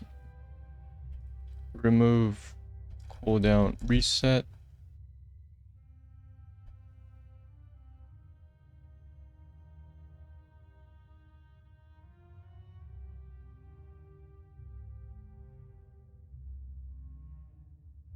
And it'd be nice to have a 20 with 2 extra charges for Divine Purpose. Instead of this thing, we have Divine Favor. Divine Purpose has 3 charges.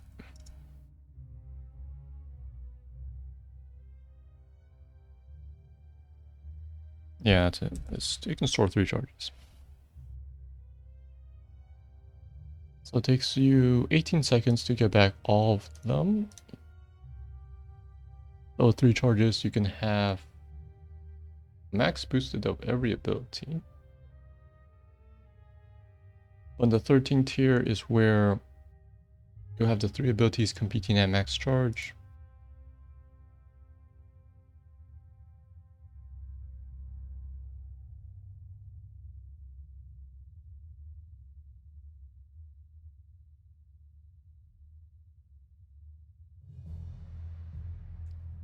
So for divine purpose, there's also Gift of the Naru.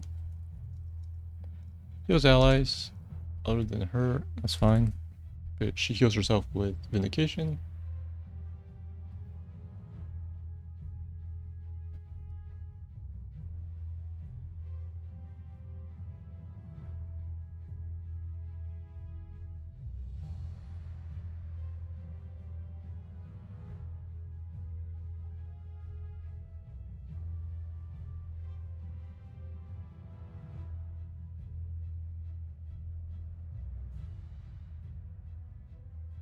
I'll probably actually have something that removes the movement speed penalty.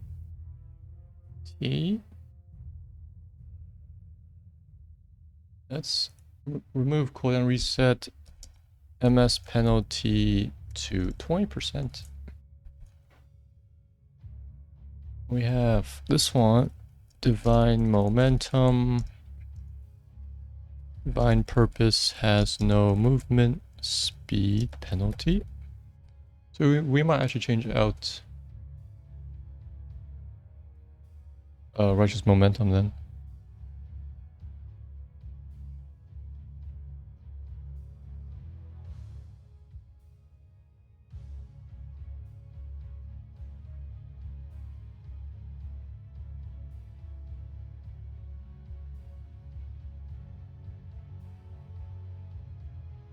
Divine Steed, which I feel like is pretty weird.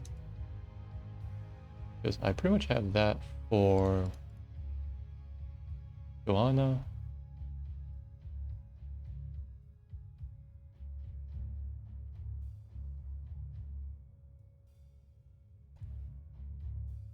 I mean, is that like a thing here?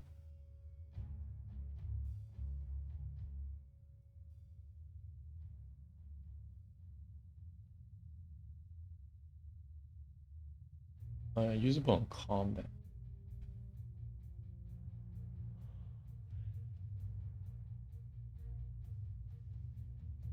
I probably wouldn't have this just to make Johanna stand out more.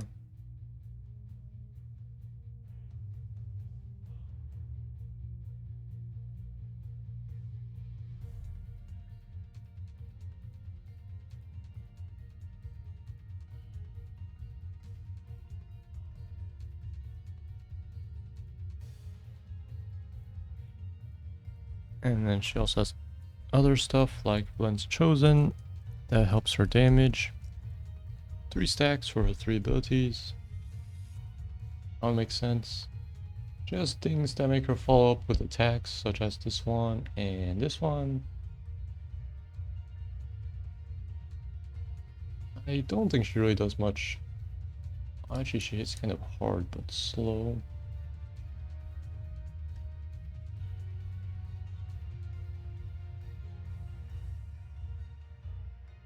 Let's look at some paladin things. So are these paladin abilities? Dauntless, Seraphim.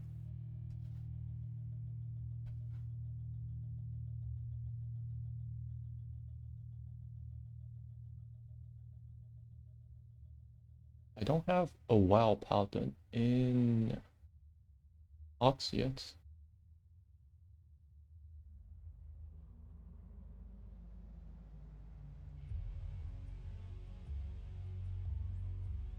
Maybe there's more of a Warcraft 3 paladin.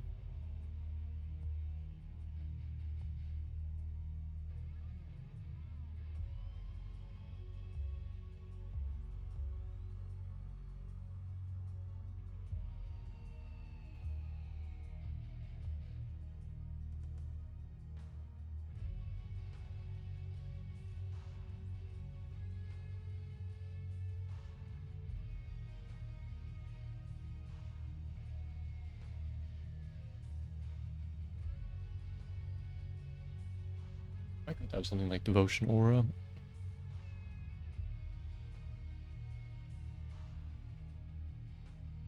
How much is Aegis of Light?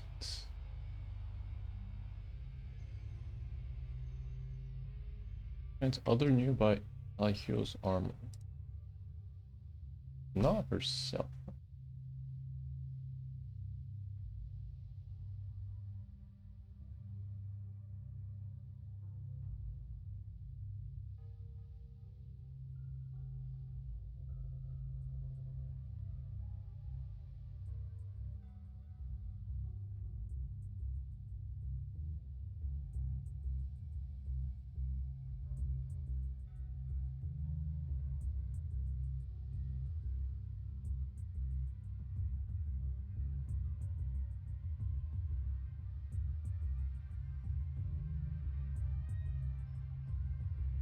Oh, the hammer deals 125 damage.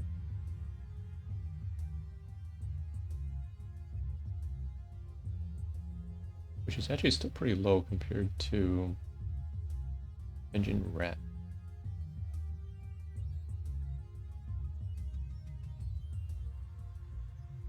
Oh yeah, add some damage to the hammer. We will call this one Hammer of Wrath.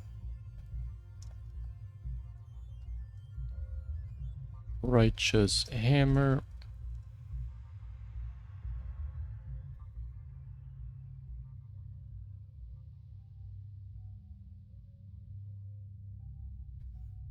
Deals 75% or 50% bonus damage. This goes up to 180. And reduces armor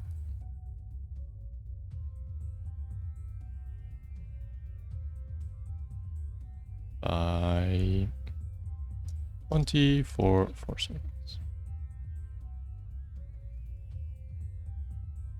So let's replace this Templar's verdict, I guess.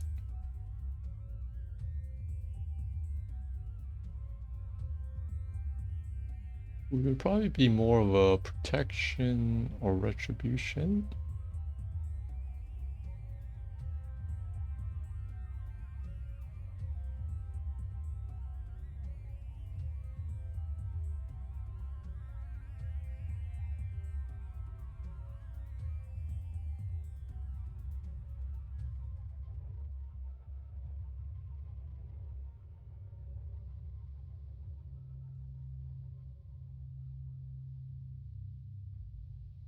So we don't need this one. We don't need this one either.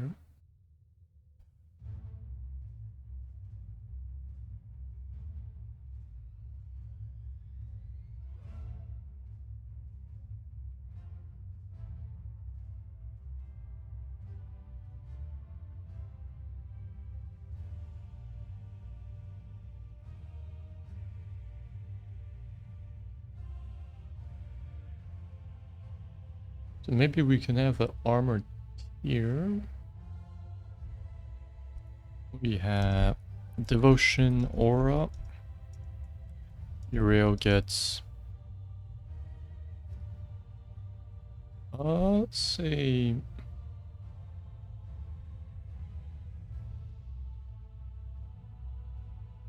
Yrel gains 20 permanent armor.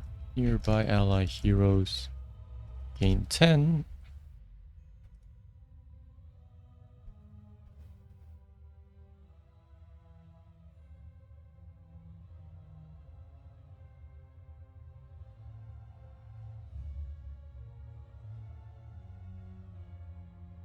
I'll probably make Aegis of Light also apply. Armor also applies to Yrel.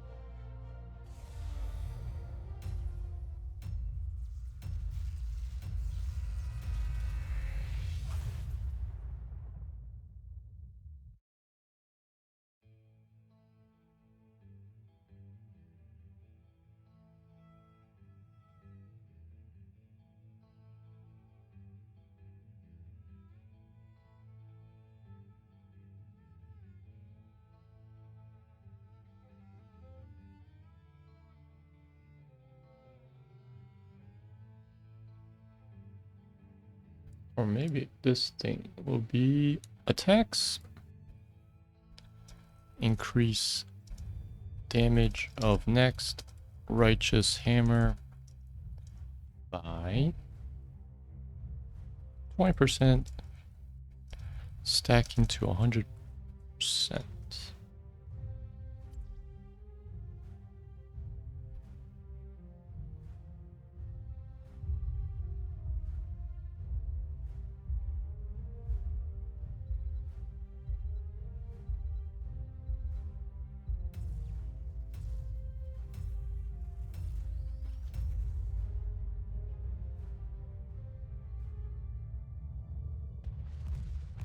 Initialization in progress. Prepare for combat. Thank the light, a trustworthy ally. We've got this.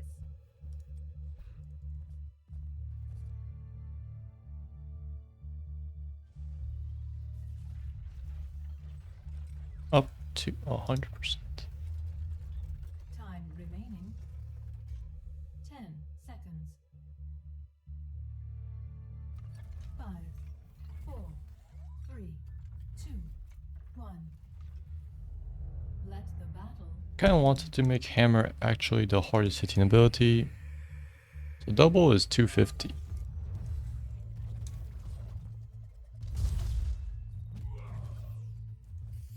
Так точно. You attack 5 times.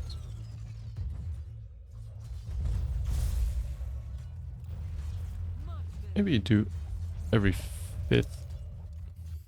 Attack 4 times, then you hammer.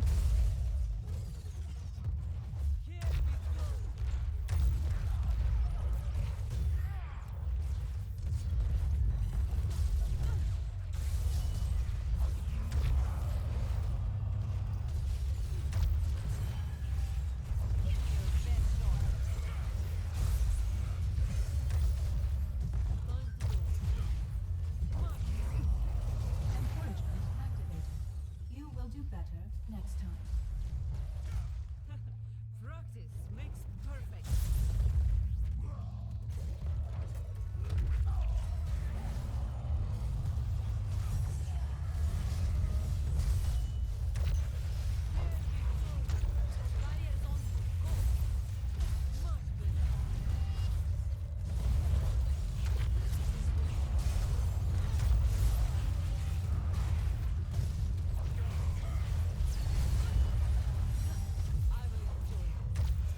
Ready for battle. Ready for action.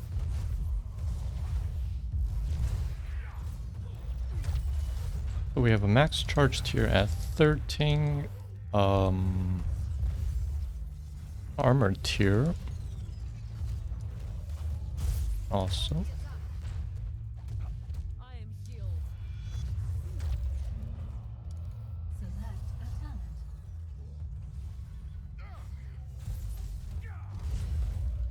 We could have a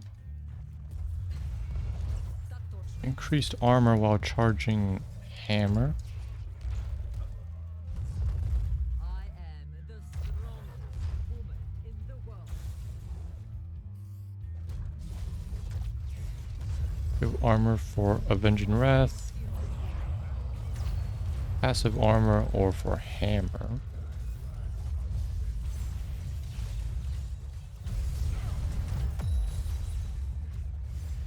I am healed.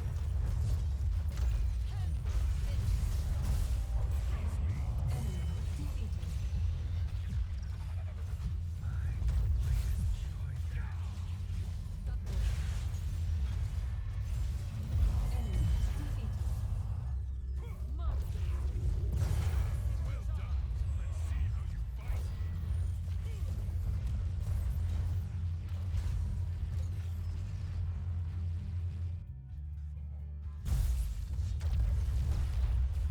Fires on you.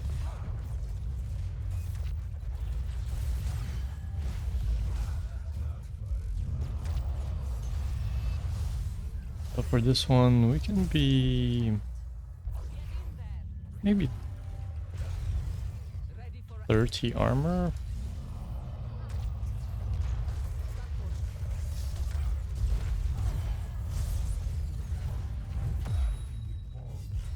could change a Aegis of Light to maybe 25. This also applies to herself. And Devotion Aura stays at 20 and 10.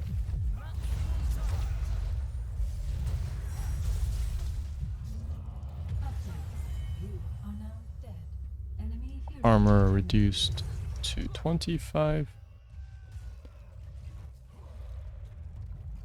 My will is unbroken.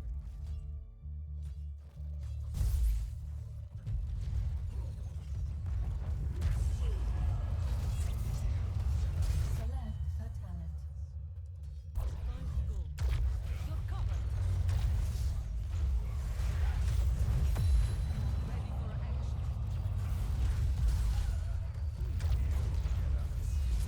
And we call this armor one Determination?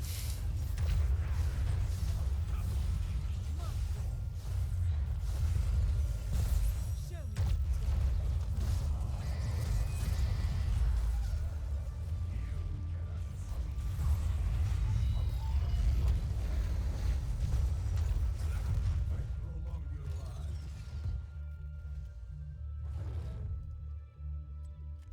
Select a talent.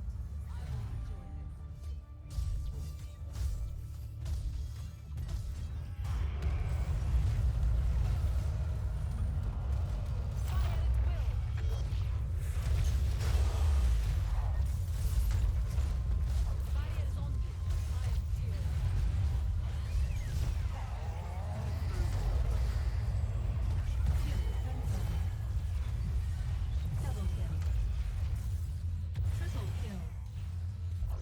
Quad kill.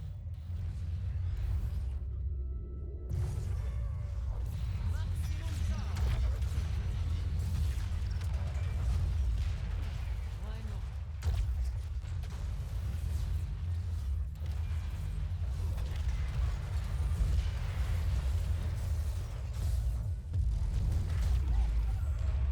Put the armor tier at 4? Much better. Probably not 1.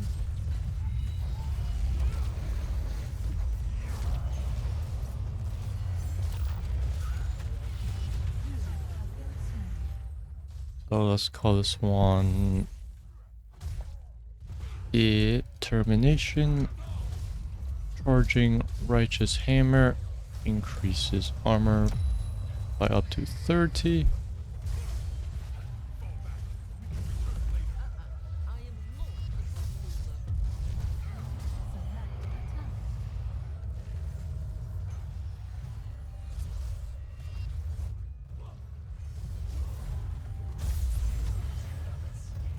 Elimination complete.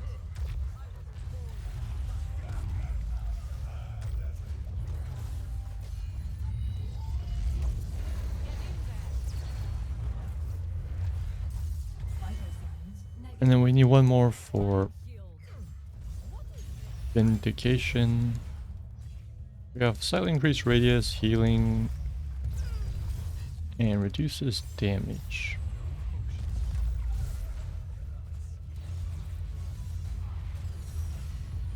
It's possible to actually have blind.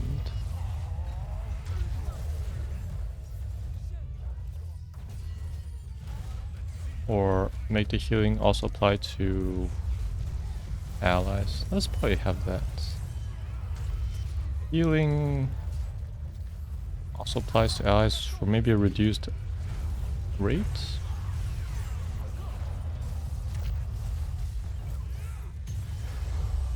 Death status.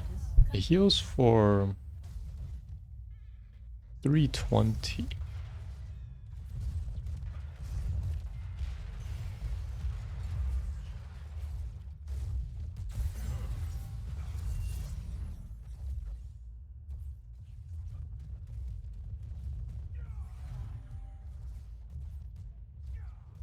Yeah, maybe let's take the name Beacon of Virtue.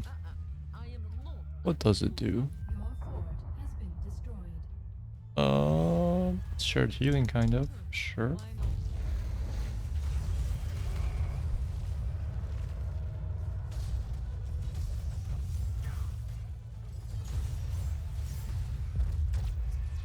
So we have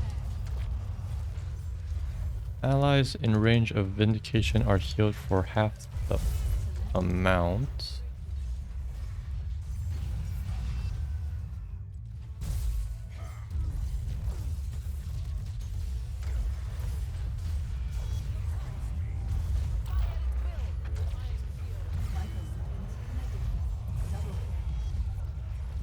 Triple kill. I am the champion. This is in a virtue.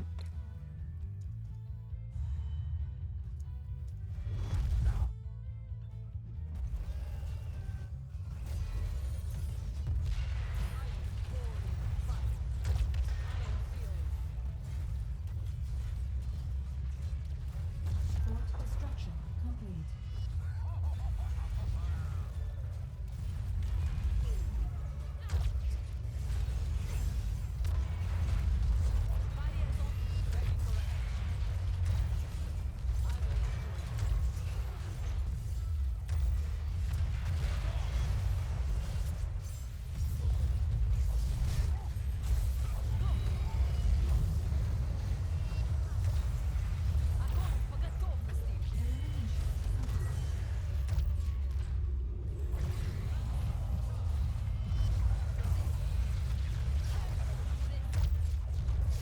Kill confirmed.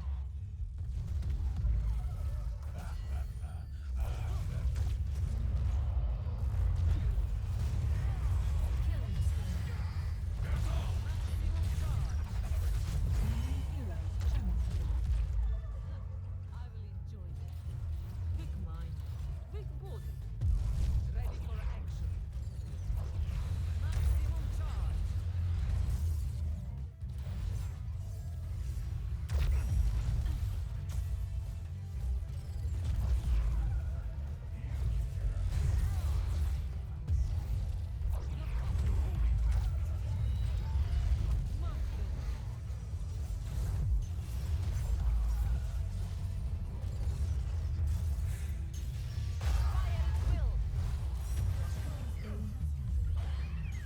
Allies within Vindication are healed for 50% of the healing value. This also works with Knight of Caribor. There's probably like a 16 talent. This one's probably also 16.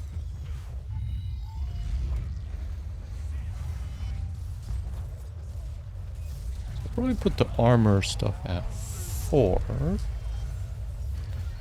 So we have what, 12, 13, 14. We need 3 more.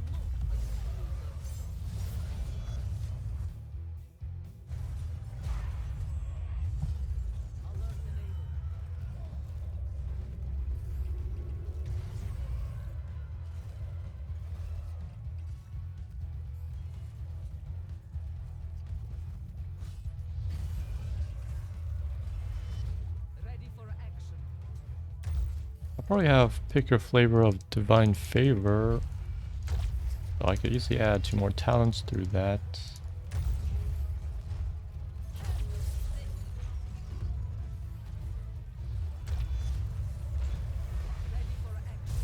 So it'll be Gift of the Naru and 2 more. I might do Hand of Freedom, just remove Slow and Roots from allies. So all of these will actually apply to only allies.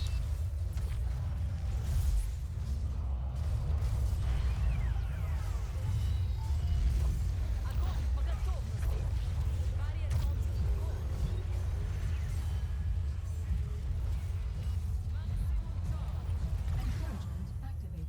Right, Gift of the Naru Next turn. Enemy. gives the lowest health nearby ally hero. So we will have Hand of Freedom as a passive,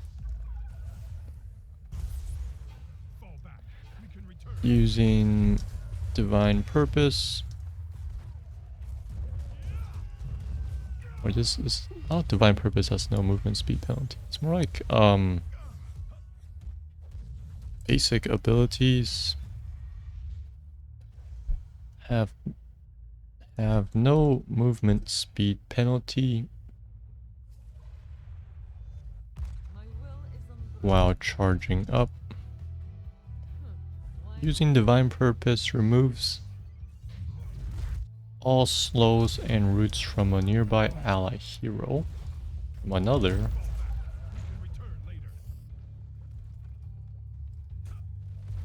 show me what you got.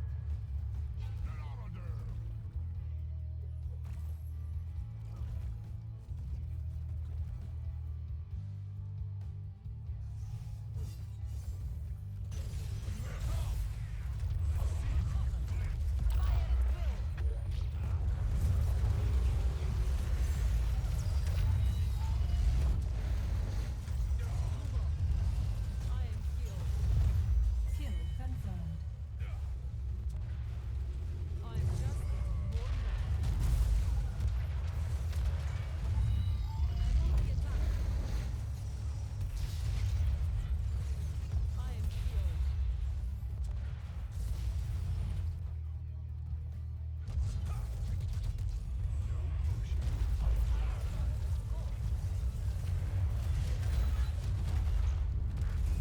And then we can have another one. Maybe spell power, since it kind of fits that she has one that gives herself spell power. She could have one that gives allies some spell power.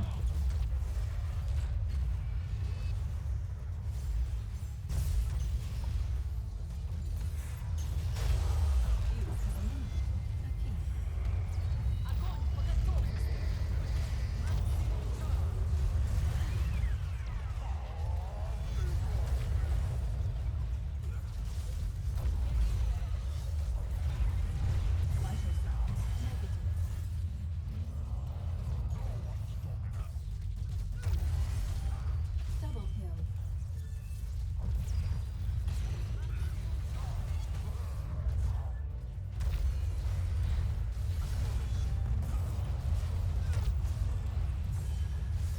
Yrel defeated.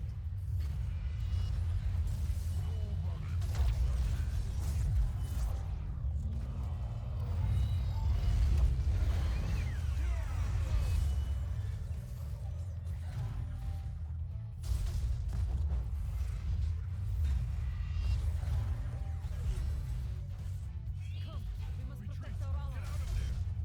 Elimination complete.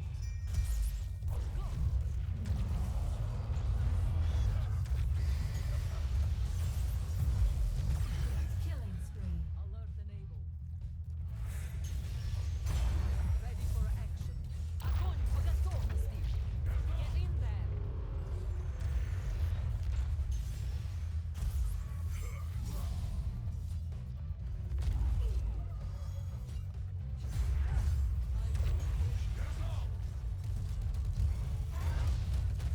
Barriers on. Go.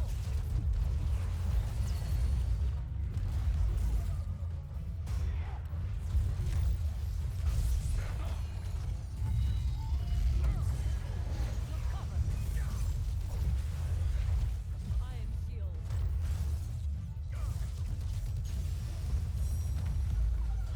I will enjoy.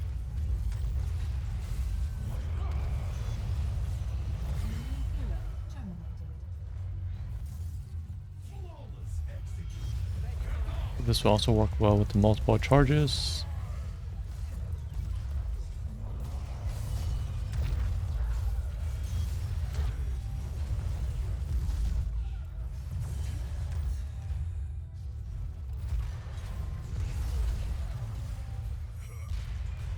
Or maybe a pick between multiple charges or unstoppable.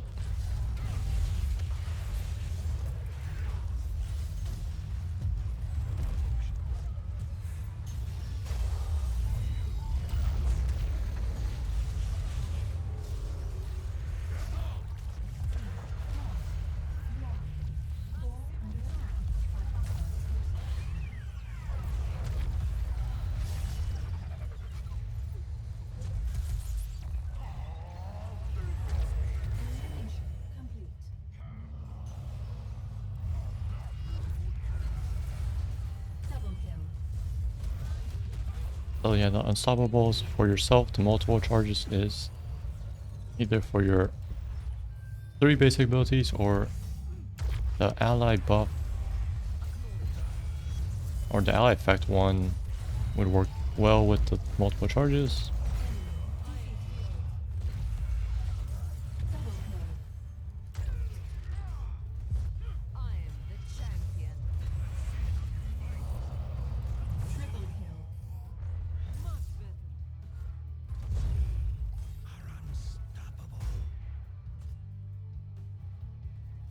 Mayhem.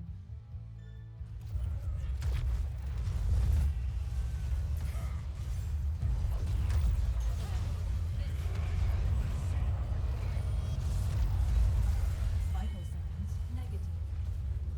Why not? Much better.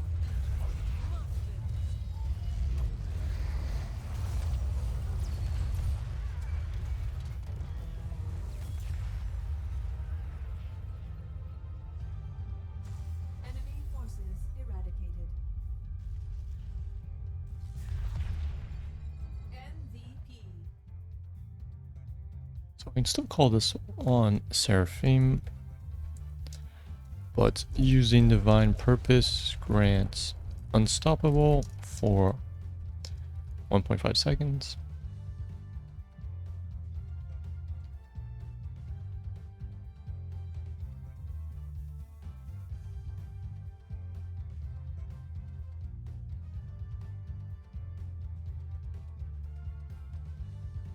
Call this one Ascension, and Divine Favor will be here.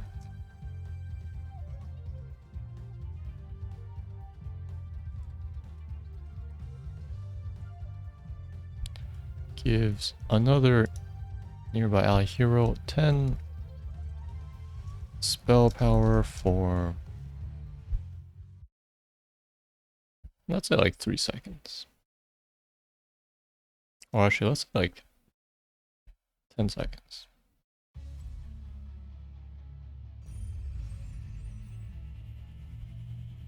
Just to match Villain's Chosen, actually.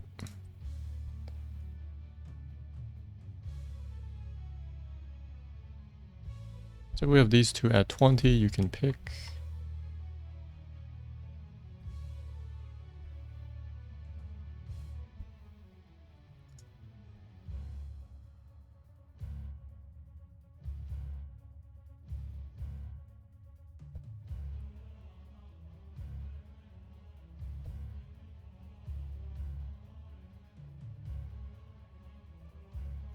Yeah, nearby ally hero. Nearby heroes that take damage is redirected. I want to specify allies. Close. Ally heroes that take damage are redirected to Yrel. You have Ascension, 3 charges, and Seraphim.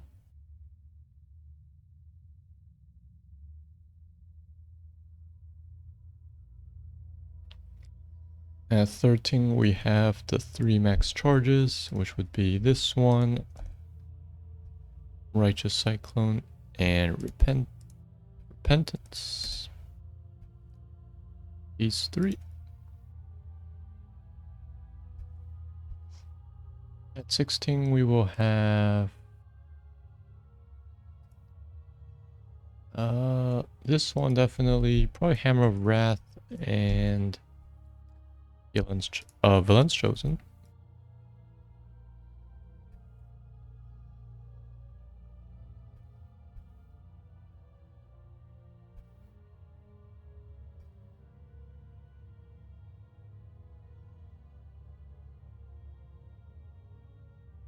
Or would have been, one would be the allied tier, so we have Find Favor,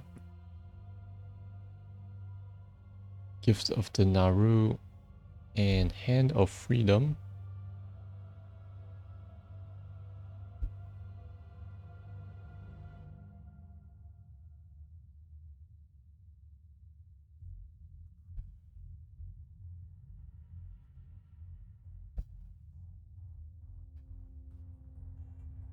At 4 we have the armor tier, which is Determination, Aegis of Light, and Devotion Aura.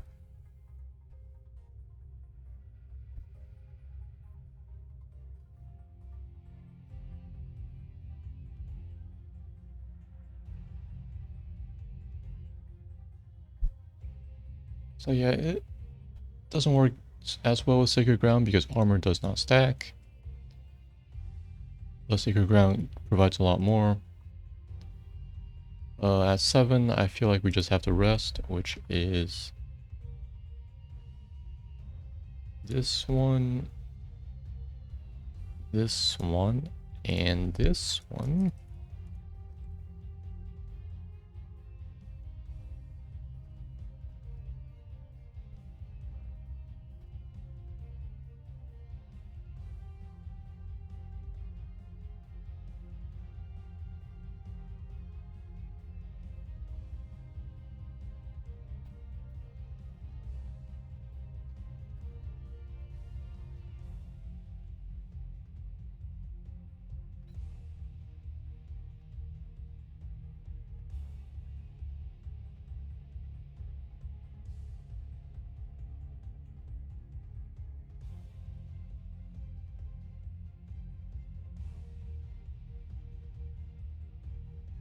Another nearby. Let's say nearest ally hero.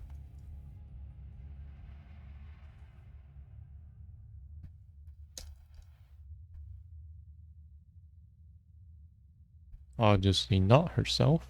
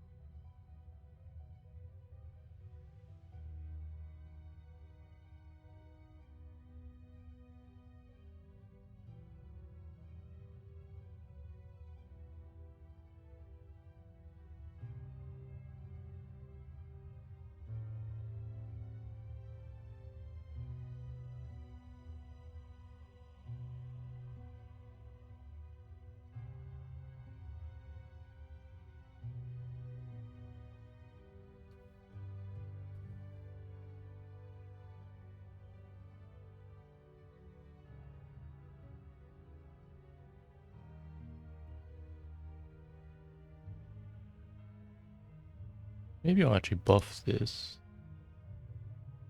to 50% and 200% damage.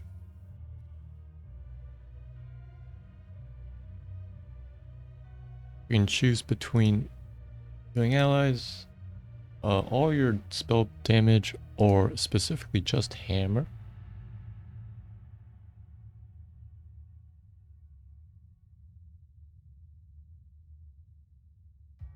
So you can burst for up to triple damage, which is 375. That's about how much a carry has, or slightly more. It's kind of like Orpheus Chompish. It hits about that hard. But this is a 16 talent, and you need to charge up.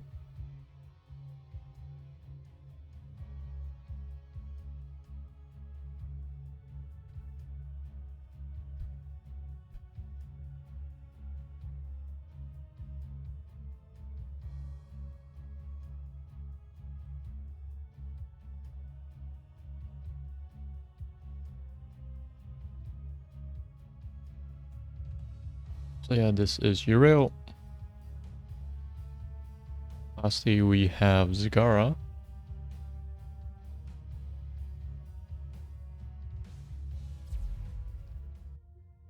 She is in StarCraft 2 campaign, the Zerg campaign, Root Mother of the Swarm.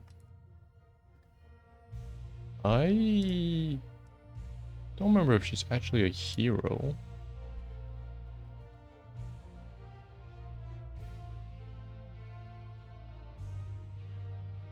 StarCraft 2, Zagara.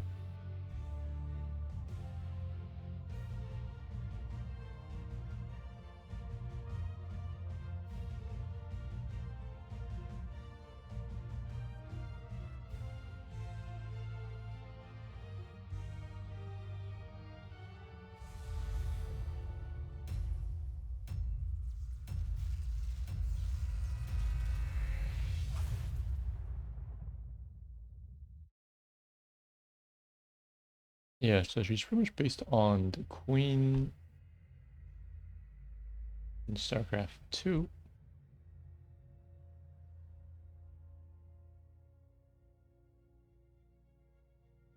Who has, I know a few abilities like a heal.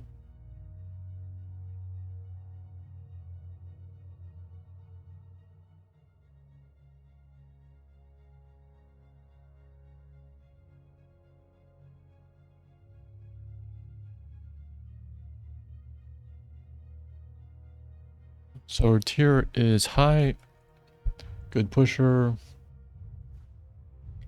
Corrosive Saliva is kind of OP.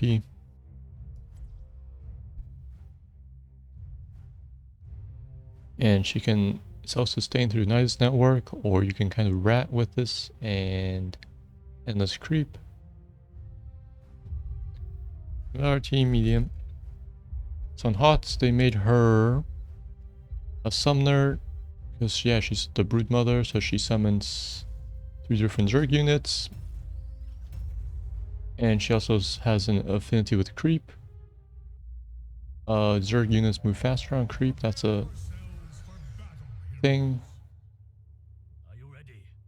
I don't know why her attack range is actually higher than average. I would just standardize that one first of all. Attack range reduced to 5.5. Because she also has an attack range talent right there. 7.7. She gets insane range for some reason. So 2 heroics she has is Devouring Maul. Yeah, it's notably usable on unstoppable enemies who are immune to pretty much everything else. Other than Time Stop. This one, it synergizes with her other abilities because they have a slight delay, so she can drop the Banglings as they come out or drop the roaches on them also.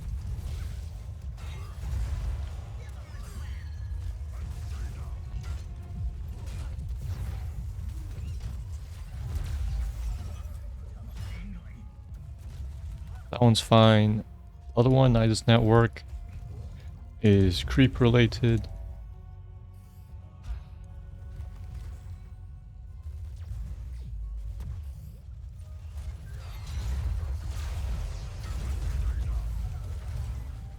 And it lets her travel globally as long as she set things up. Sounds good too.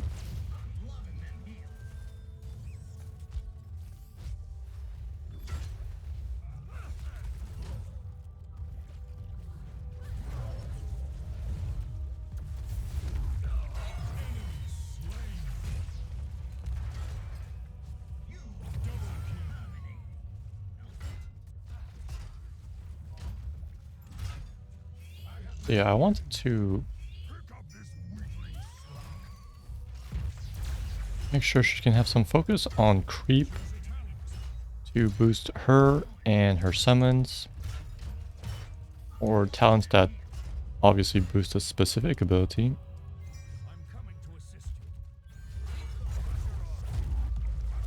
Right now her creep doesn't really boost her summons, it boosts just her.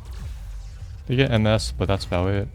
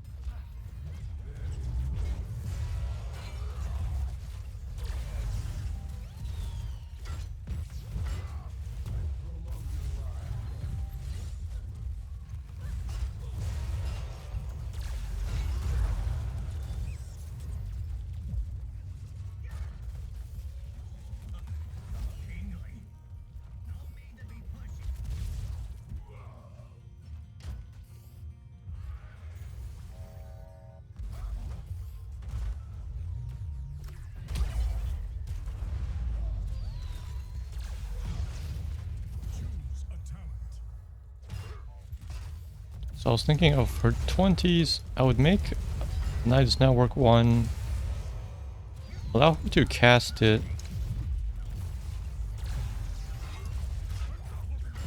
without creep, so she can cast it anywhere. This is good for global presence. And this will, I'll be changing endless creep. Because right now you have to cast creep tumor, but it has increased range. Because I wanted to have a creep specific talent for 20, which would be using the name endless creep.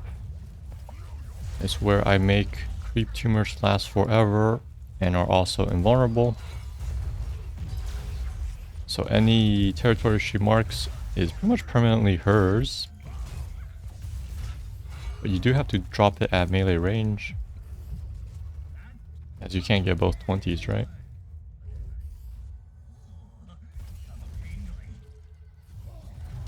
It also means eventually global vision because of creep tumors, but that greatly fits what creep tumors do in StarCraft 2. They are used for global vision. So we have Devouring Maw and Nidus Network. I'll probably remove the passive parts of Nidus Network. The creep spread, I'll move that into another talent. The basic attack, I'll just throw that away. And I'll probably just shorten the cooldown on Nidus Network.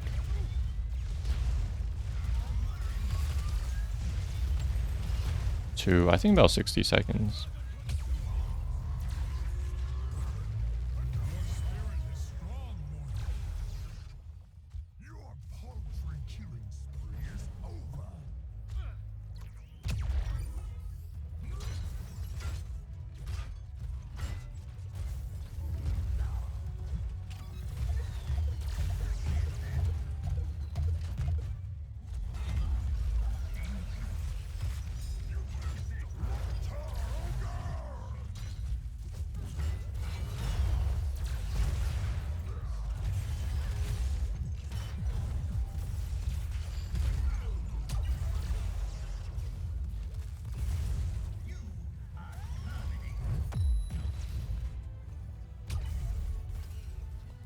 Remove passive creep spread and cooldown reduction.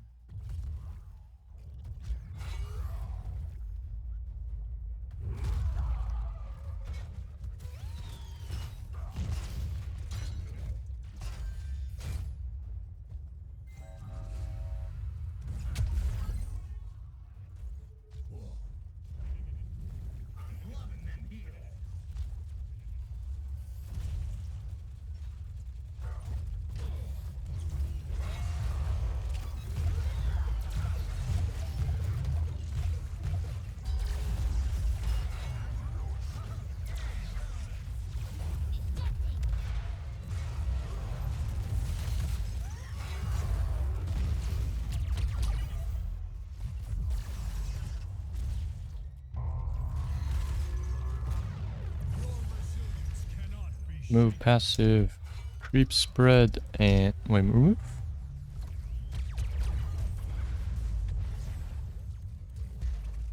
Farther creep spread and cooldown reduction.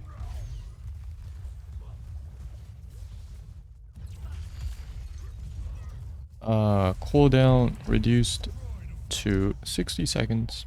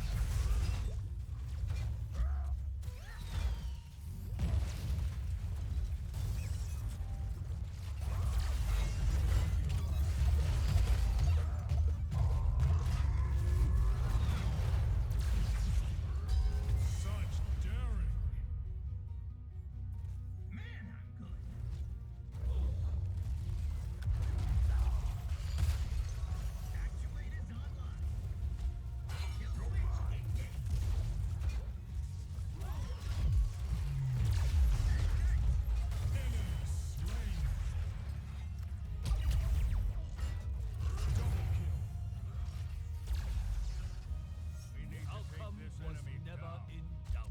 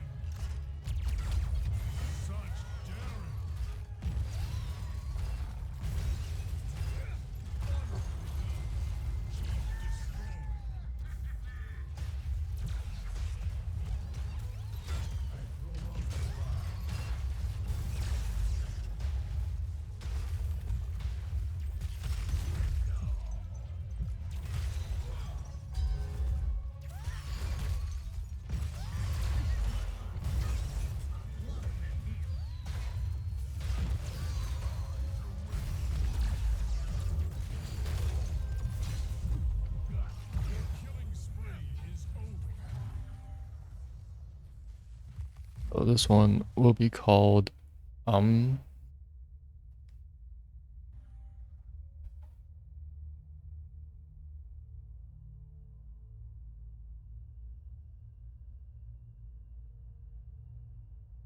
Maybe Zerg Assault?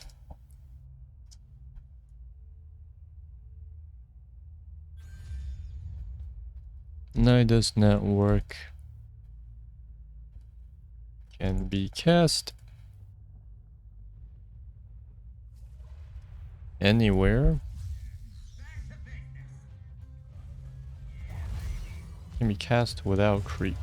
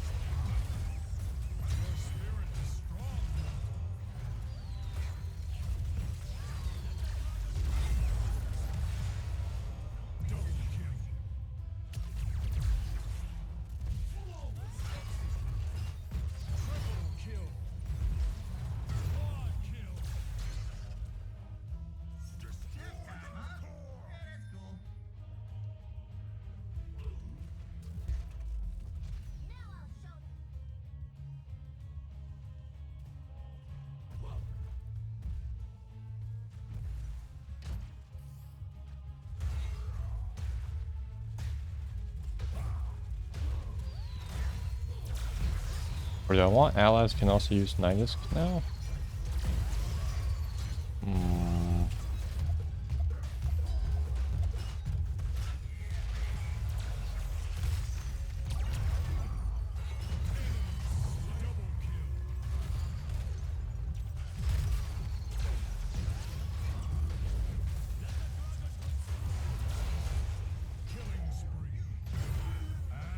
Do I want that? No, I don't.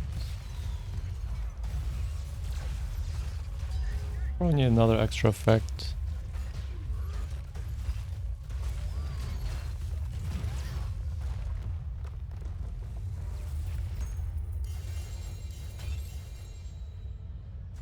You serve the heavens well, heroes.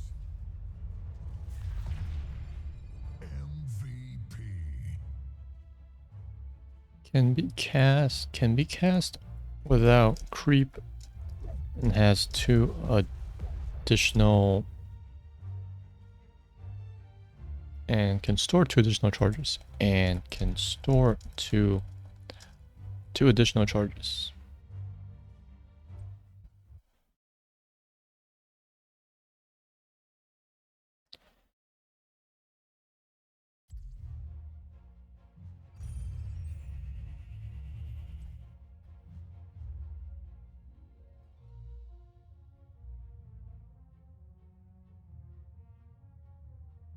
With 60-second cooldown, I think maybe it needs a cooldown reduction, but it takes 4 minutes to get all 4 charges. We'll have endless creep. This is definitely a 20. Creep tumors have infinite duration and are invulnerable.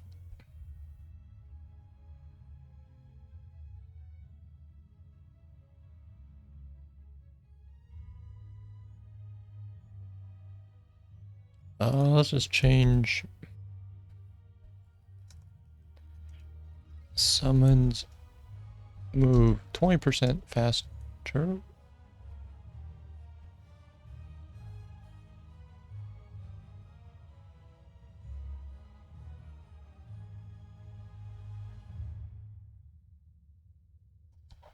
On creep instead of 30 just to match her.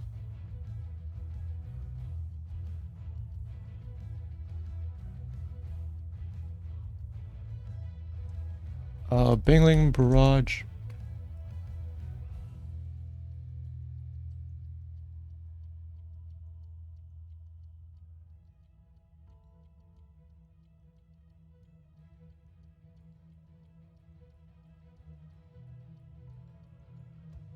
I actually don't know why it's It used to be, I think, 4 individual shots. But then they made it 2x2. Also save some mana. Or just make it like, it's called barrage for a reason. 1 charge shoots off 4 banglings. 30 mana, 8-second cooldown. So no multiple charges.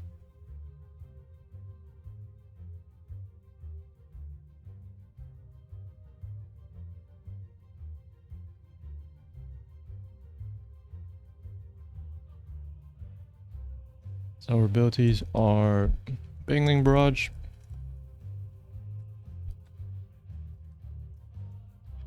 Hunter Killer, that's the drop. Shoot the quest there. And there. And Infest is also a quest, technically.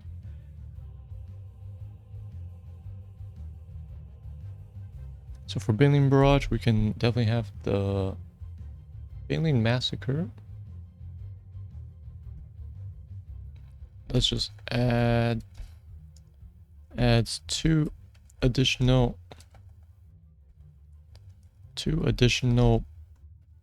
Banglings to Bangling Barrage. Each one does what, 80 damage.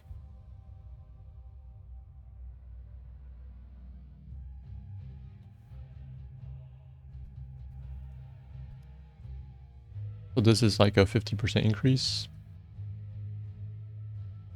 in strength. We're leaving the cooldown at 8 seconds. We have Vicious Acid, Bailing Slow, Volatile Acid,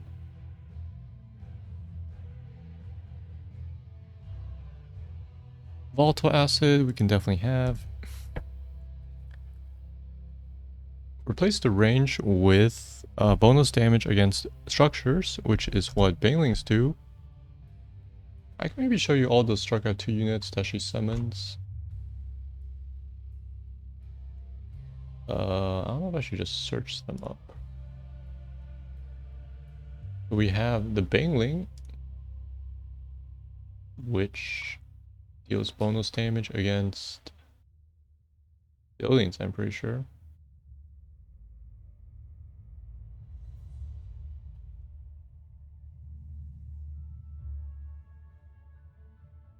We can also look at these talents. They are like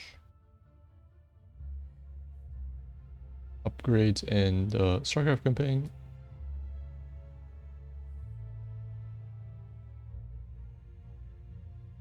AoE, that one makes a lot of sense. Because this one works bad with Broodmother. I kind of like Broodmother.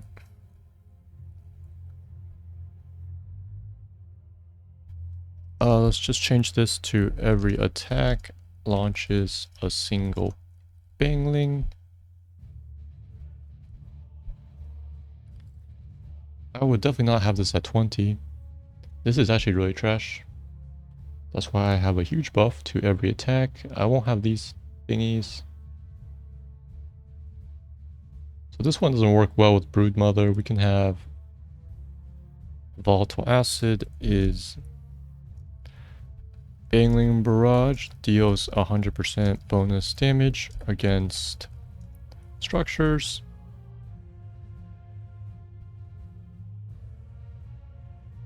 And so this one we have, oh, we might still have this one, but we can also have Rupture. Bangling Barrage has 50% increased area of effect, as we can see here. So their AoE is like 2.75, so that goes up to about 4, which is actually massive. Benefit from on-creep movement speed. Oh really? That's interesting.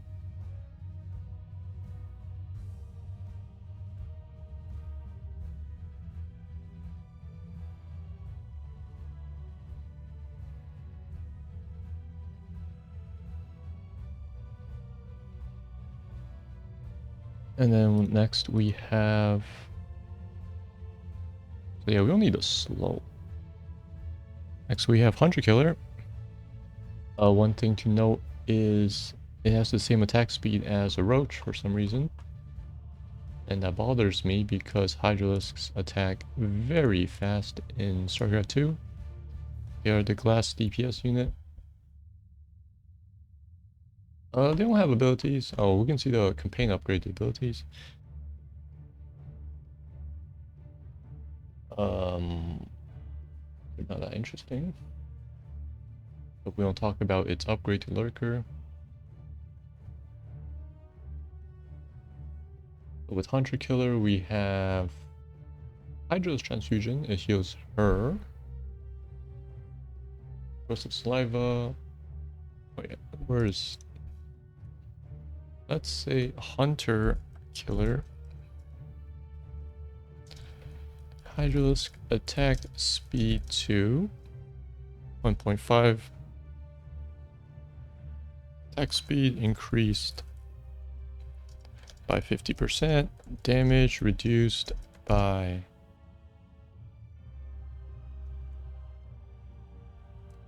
I want to say like... Yeah, 33%. Just so the DPS stays the same. Give me a moment.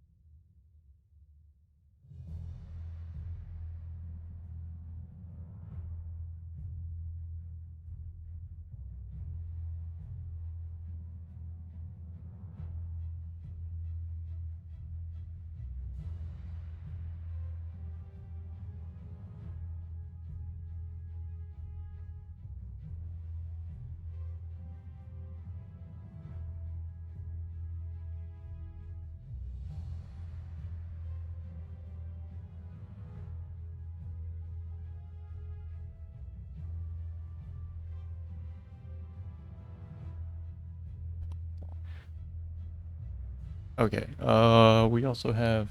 So that one's kind of weird. I will probably throw away Corrosive Saliva because it's too good. And it's percentage-based damage. That one with Bow Drop and Hunter Killer is actually insane. Mutalisk have a bounce attack and last longer. So that's for more passive pushing because these things last really short. Okay, one thing that bothers me about the Mutalisk summons is... I'm pretty sure it's still the ground unit hitbox.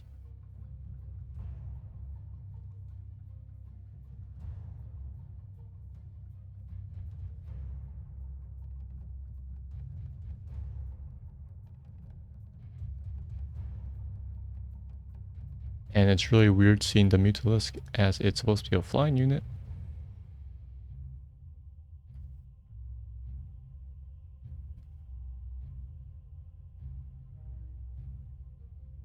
I don't know if I'll actually have any of those. I would have... Let's see. What's the range of the Hydralisk? 5.5.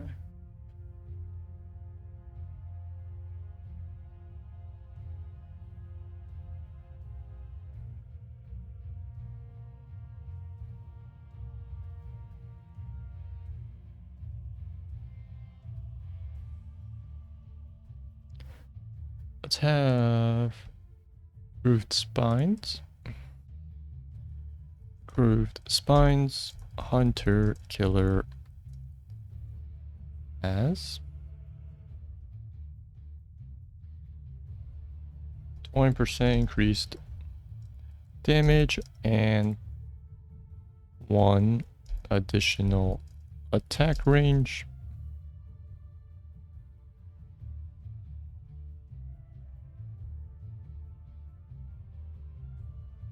How much life does it have? 450. Roaches have 328.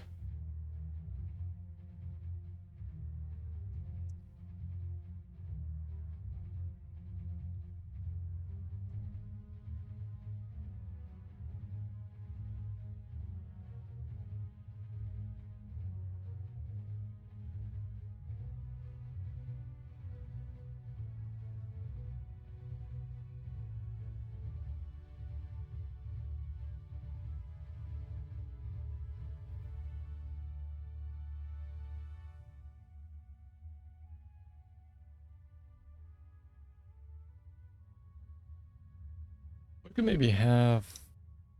You could drop 100 killers as traps. Because of this one, Lurker Strain. I would probably reference this to be as close to a Lurker as possible. So this will be 100 killer duration increased to 60 seconds. And can target and can be cast without a target.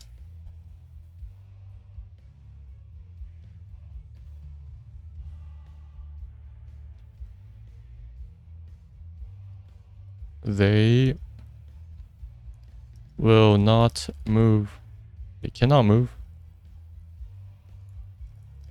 And have stealth.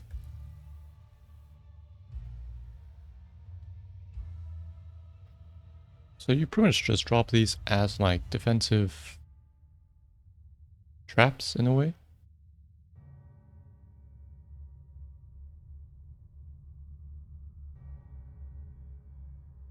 And it works well with the attack range of this one since they cannot move.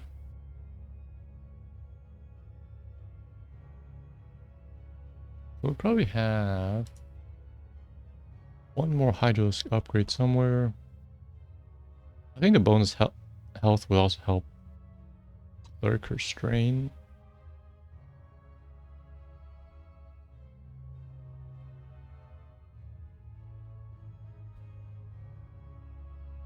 So maybe let's have the ancillary Carapace.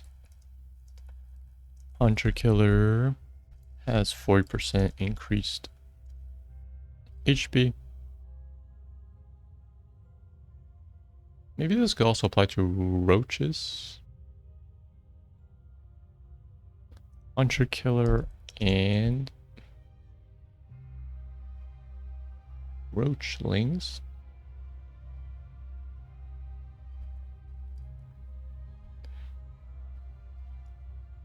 Because there's a health that one corpse feeders.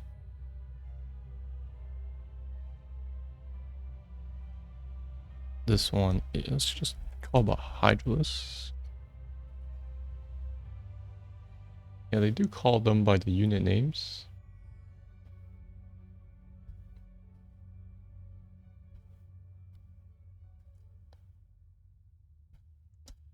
Zagara and summons move 15% faster on creep. I will show you why soon.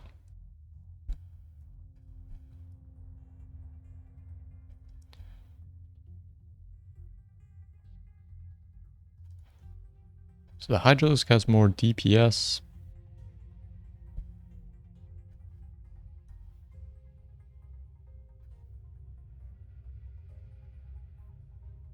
Well, the Roach... they don't really have... well, the specialty is more tank. Roaches are definitely the tank unit for Zerg. Roachling is pretty much the same thing as a Roach. It's just a baby. The Roaches they can move while burrowed, which is kind of unique to them, and they regenerate very fast. Ravager. Oh, I remember.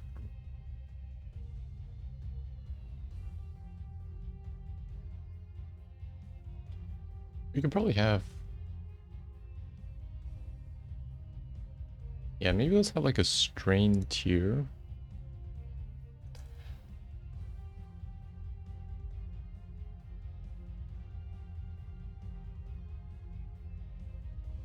Ravagers, they have one spell. It's a nuke with a delay.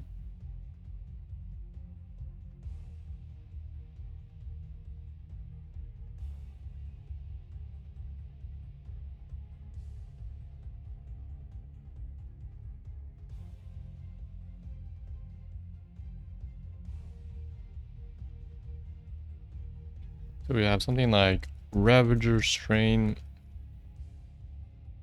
Roachling attacks, have a 1-second delay.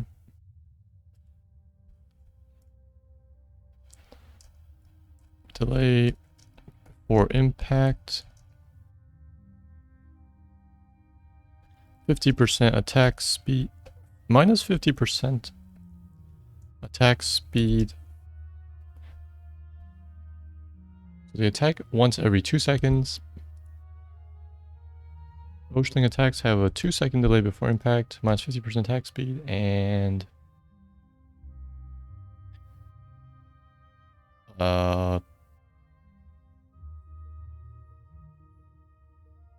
drastically increased damage.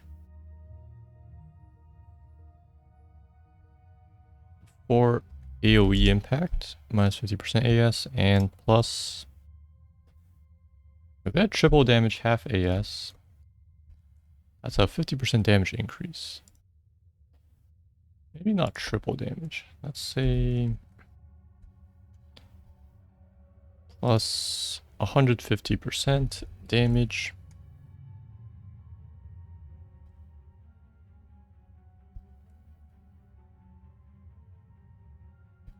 Roachling attacks have a 2-second delay before impact, minus 50% attack speed, plus 150% damage. So it is a 25% damage boost.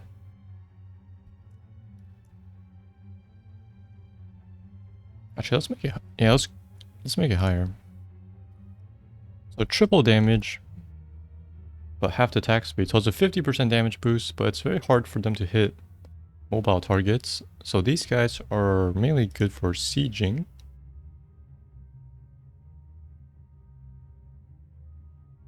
You actually have these abilities good for sieging. This one is good for teamfight, I guess, because these things have stealth. Or more like deploying them before the teamfight, and these things are pretty bad for pushing. I kind of like the units having different feels to them. We have the increased health here. This one applies to both units, I guess. So yeah, banglings probably need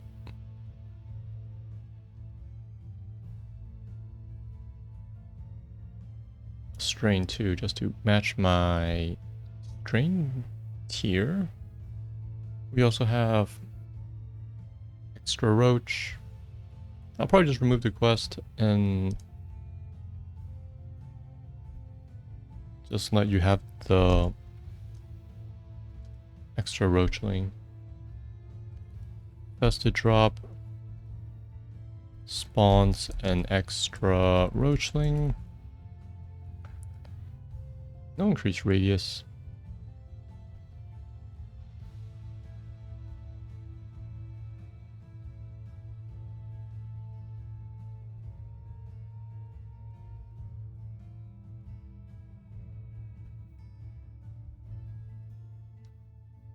Roaches. What else do roaches do? They don't really do much. Because we don't have the burrow thing.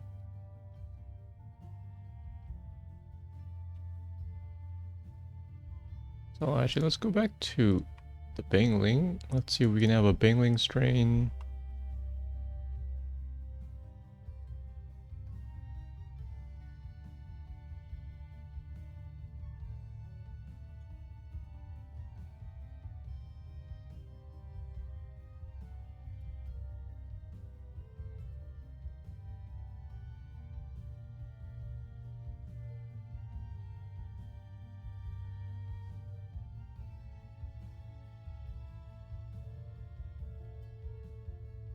Hunter strain is probably more interesting. Then we would remove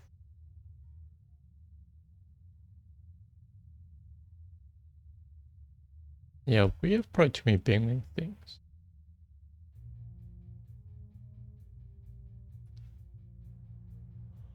But I would have like Hunter strain,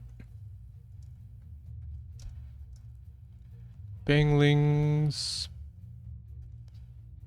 bangling barrage range increased.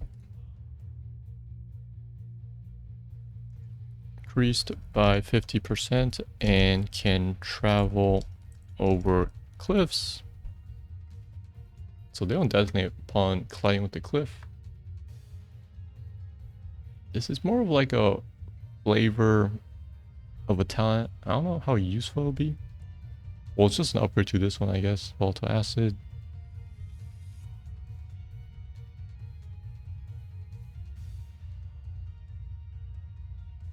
Range is massive with the 50% range.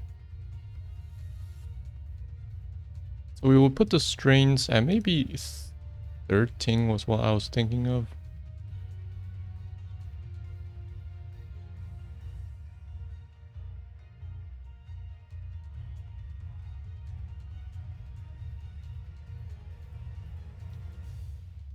And then 16 we can have like Brood Mother.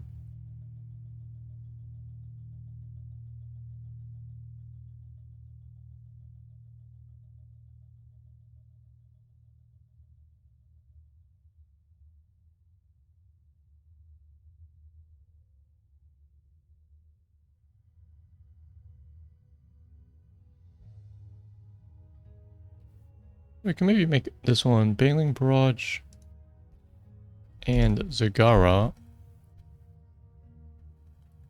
deals 50% bonus damage against structures.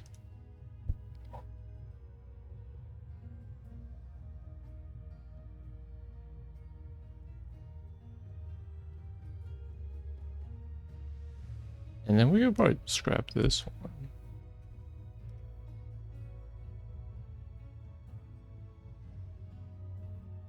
So we have Hydralisk and Roachling. This one is Bailing and Zagara.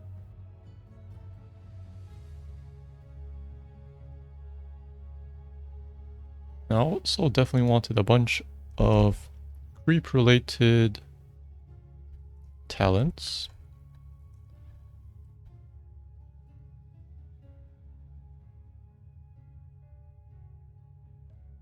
Oh yeah, I don't like that. I like stuff for her army, not ranged minions. Oh, we could skim through this. What else do we have? Gives her AoE damage, gives her single target damage, and this one's a dot. I have anti-structure damage. Probably enough for attacks. She has this one and Brood Mother. For her to be up structures. We don't need spell shield. We can have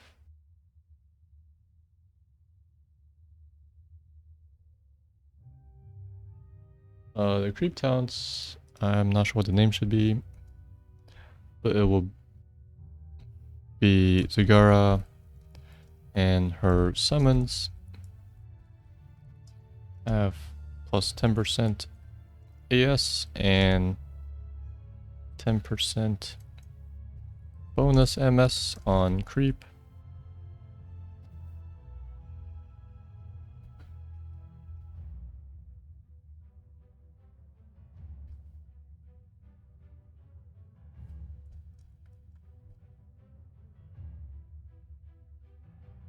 So this is why I nerfed her MS to only be 15%. This goes up to 25% and 15% bonus AS. 10% bonus AS. This one can be at like 7 or pretty early. This one can be what's the name of the Hydralisk speed upgrade? Muscular augments. Sure. Muscular augments.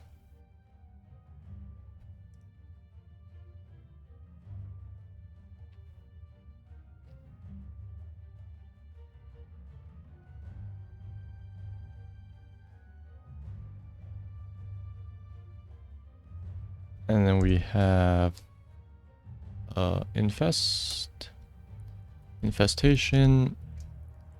Enemies on creep have minus 25% healing received. and minus 10% movement speed.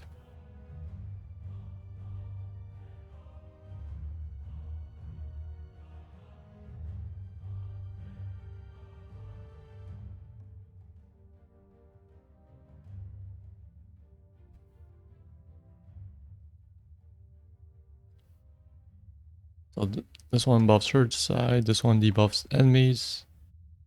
I picked, yeah, slow, and then I just randomly thought of minus healing. Might be more thematic. And then we will have spreading creep.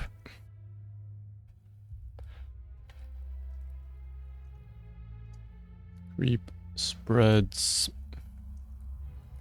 25% farther.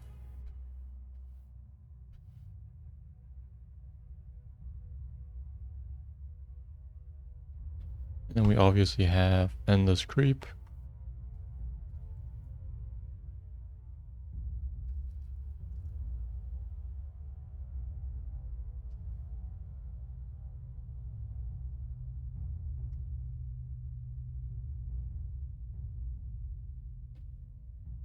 So we have what, 4, 5, 6, 7, 8, 9, 10, 11, 12, 13. So let's have definitely one more for this one and this one. We're excluding the hybrid talent.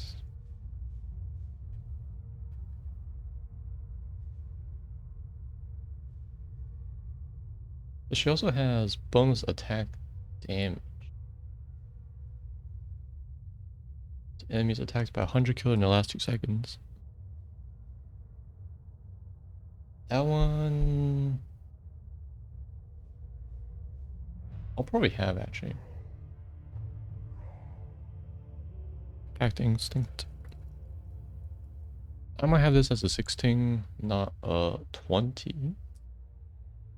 My 20s will be Endless Creep and something else.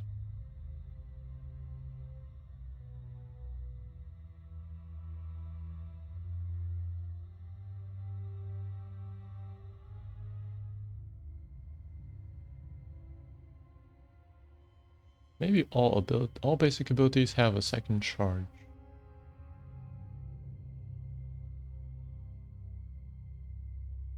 That is actually kind of interesting.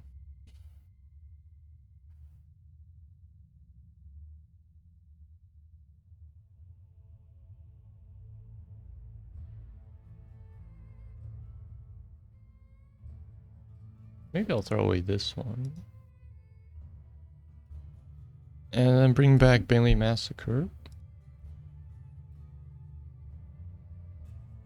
So this one's also kind of like a hybrid talent.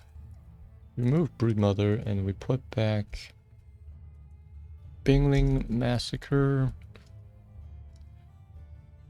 Launches 2 additional Banglings for Bangling Barrage. And then we have the one called Broodmother. All basic abilities gain a second charge.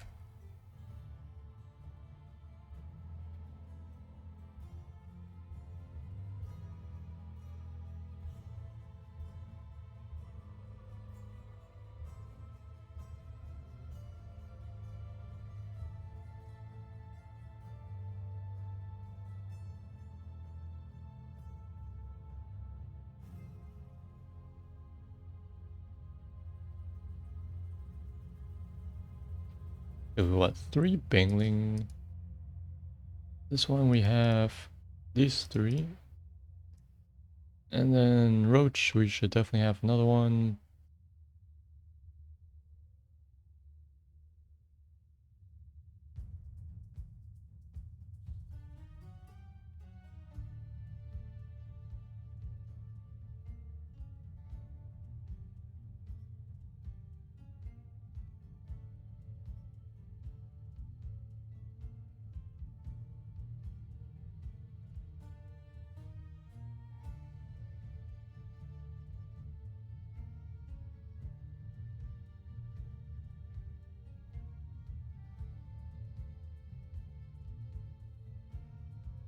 Maybe we should have like infested drop. Spreading creep. Infested drop deploys a creep tumor at its impact location.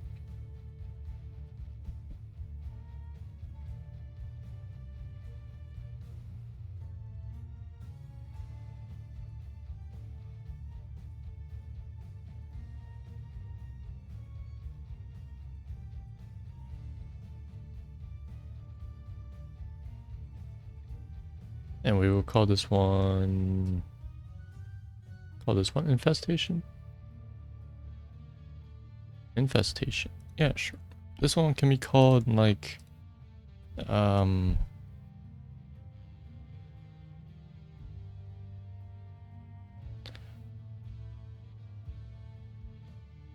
natural growth. A natural growth.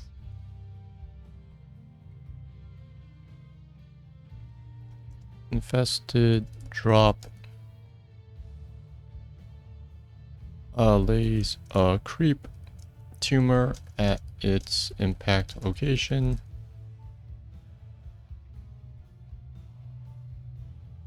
Helps spread creep. This gives you a range option to actually spread creep. And then you have a bunch of creep talents. This one's actually probably super early. Because you just kill the creep tumor, it's pretty squishy. It dies pretty much to any attacks. It's like 125 health.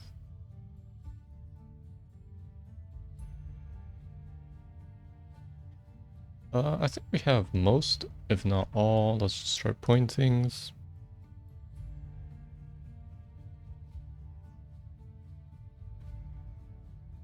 So we have Brood Mother is definitely the other 20.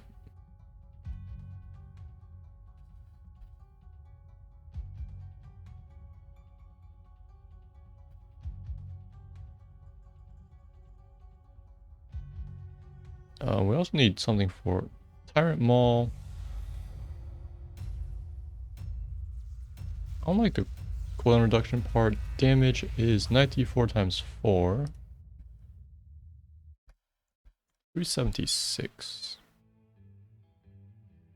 That actually is not that hard.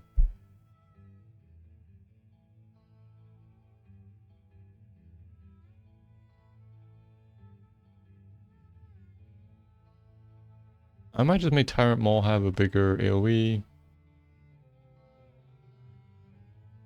By like 25%.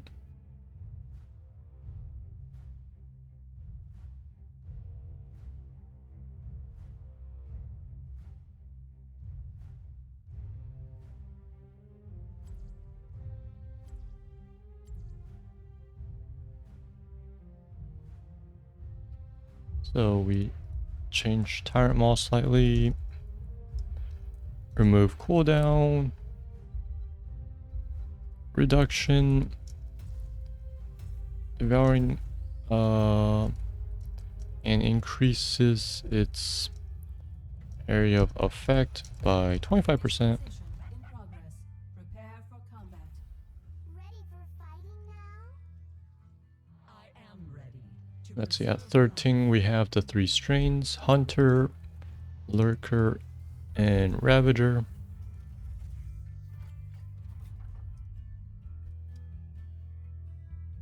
Time remaining. 10 seconds. 5, 4, At 16 we have 1. probably Pack Instinct. Now begin. We don't have the old Brood Mother.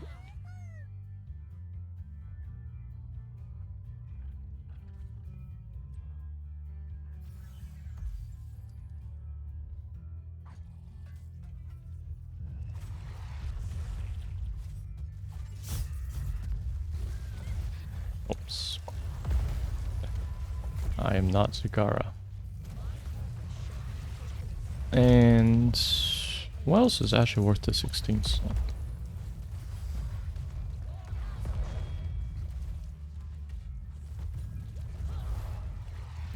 I mean, the creeps, these things aren't really too strong to be worth the 16. But I do need to spread all the creep talents around.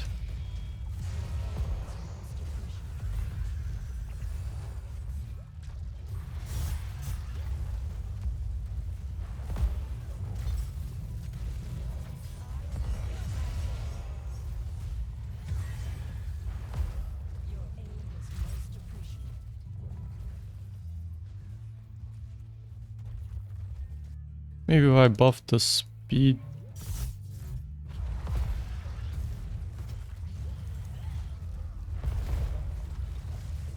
Yeah, that one at 16, I feel like.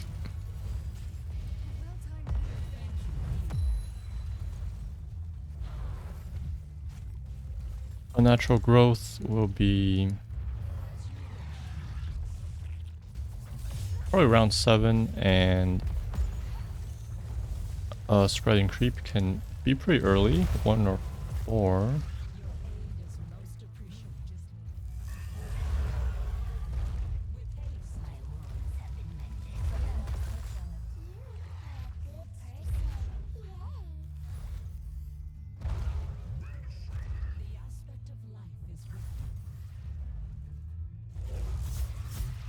And let's creep at 20.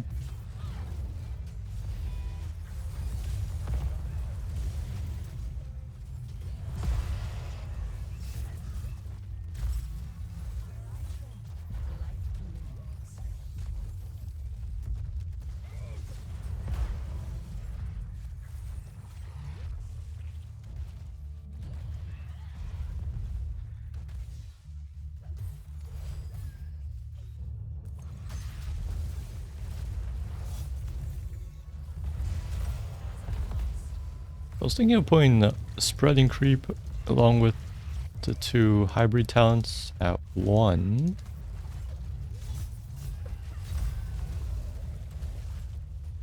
So you can already kind of determine what ability you want to spec for.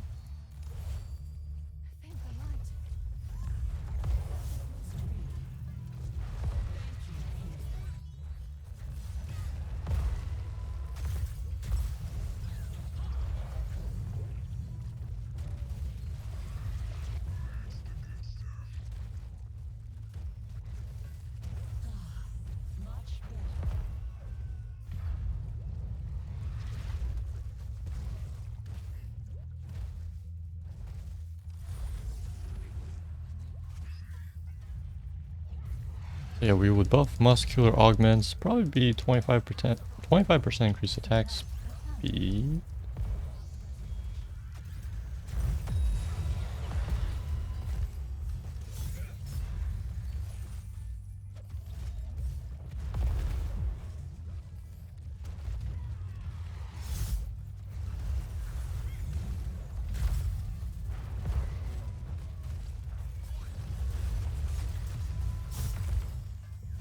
I took out her mitigation, which she had at 13. You see she had armor, lifesteal, or spell mitigation.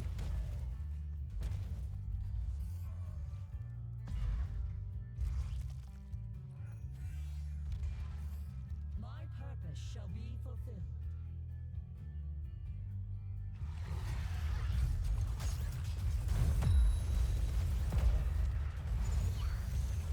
To fit the Zerg theme, increased life regeneration would be pretty fitting.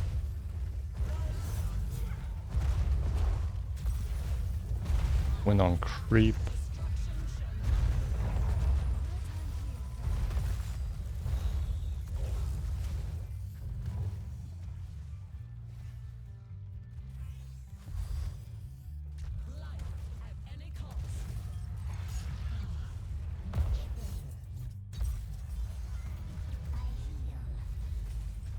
I was thinking 200% increased life regeneration on creep.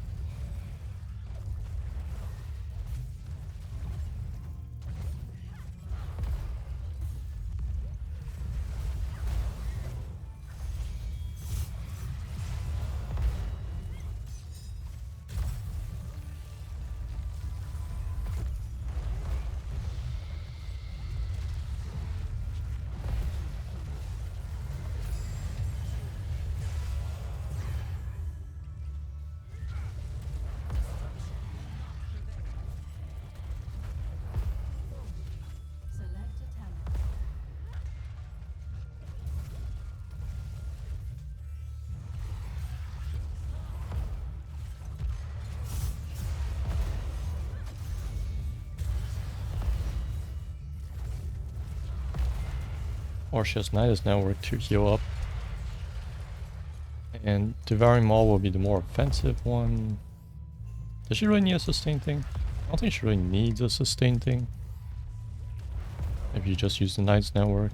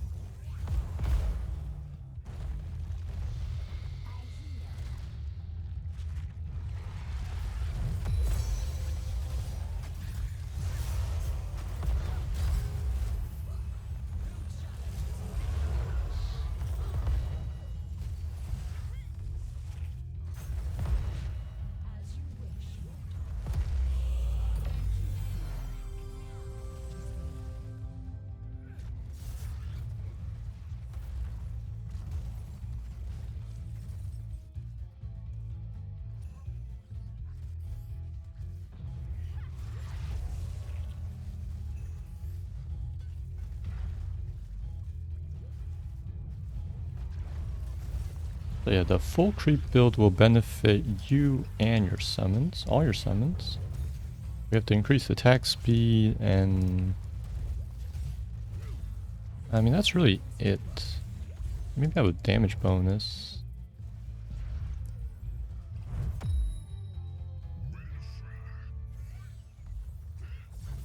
Or creep reduces armor.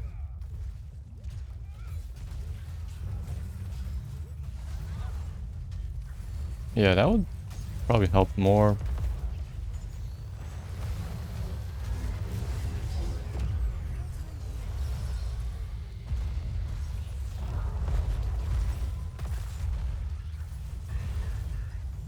Select a talent.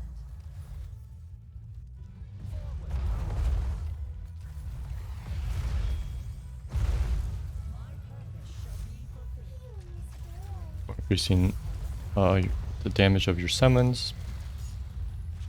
Armor is a very nice effect.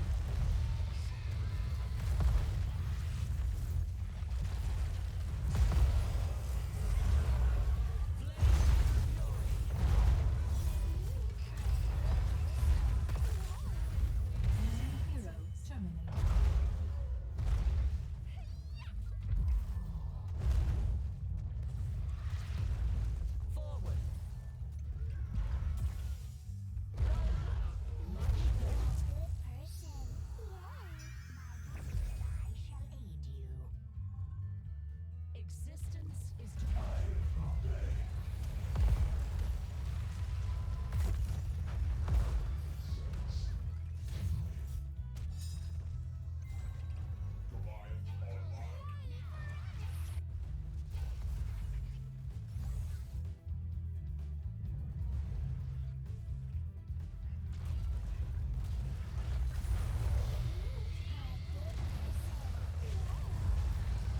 vital signs negative. Double kill.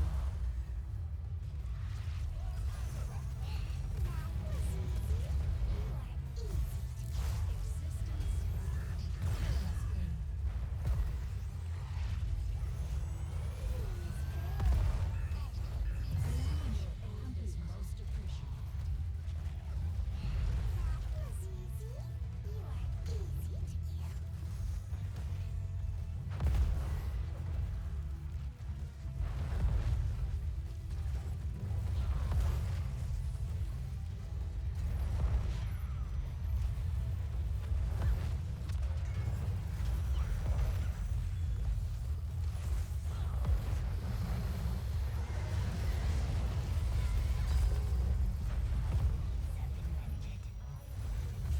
Enemy fort destroyed.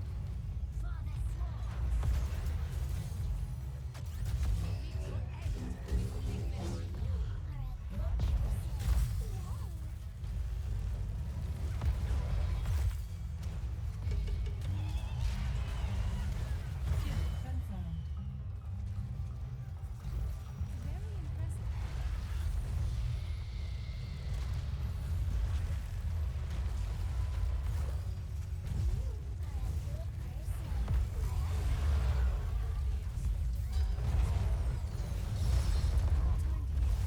Enemy hero terminated.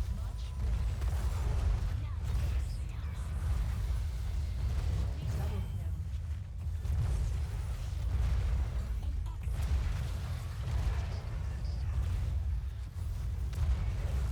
Existence is to be treasured.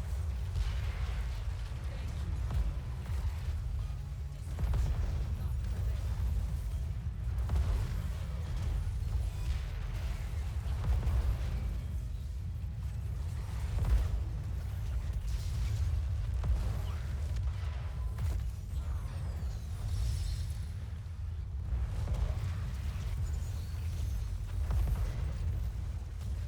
Enemy keep annihilated.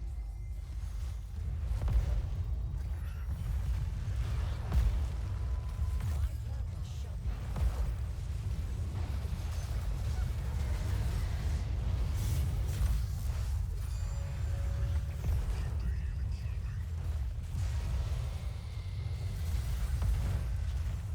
Enemy defeated.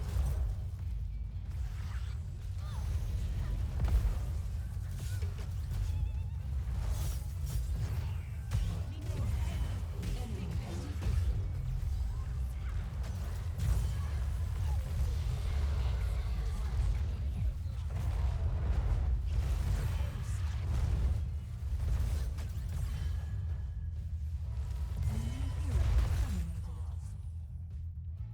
Someone's been practicing.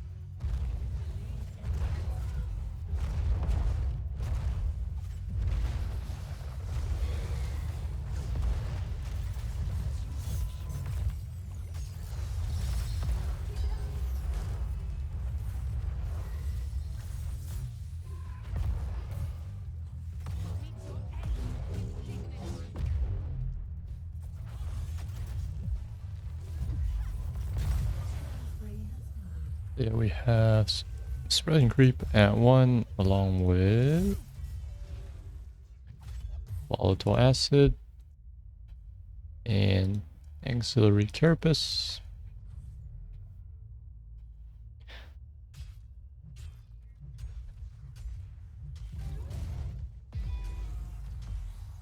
Muscular augments, this is 25% AS and is at 16.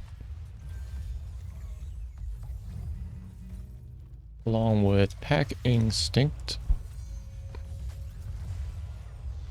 And probably Biodrop. So easily. Kill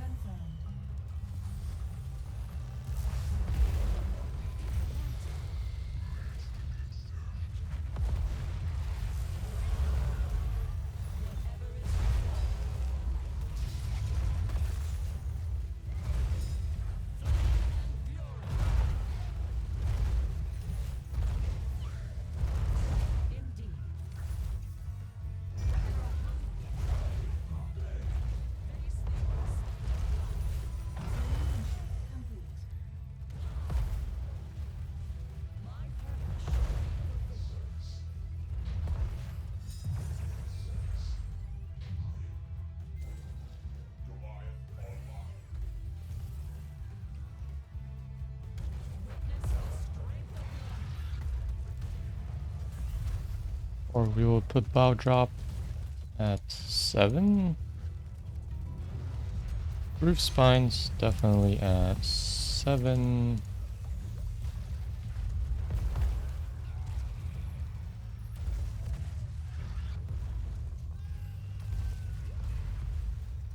Now I wanted to switch out a natural growth into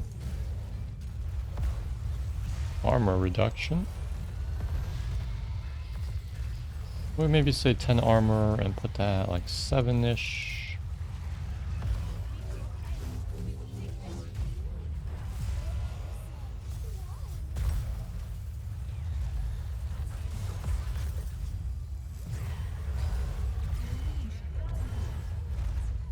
Double kill.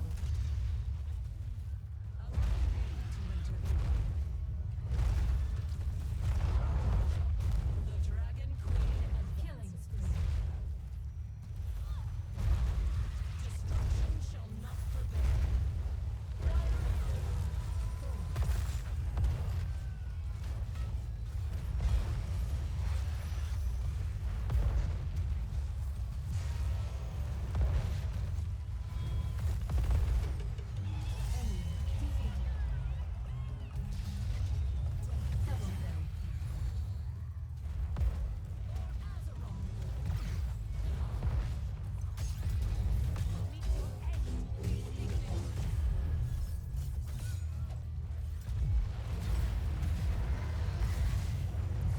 Spree has ended. Have minus 10 armor and minus 10 movement speed.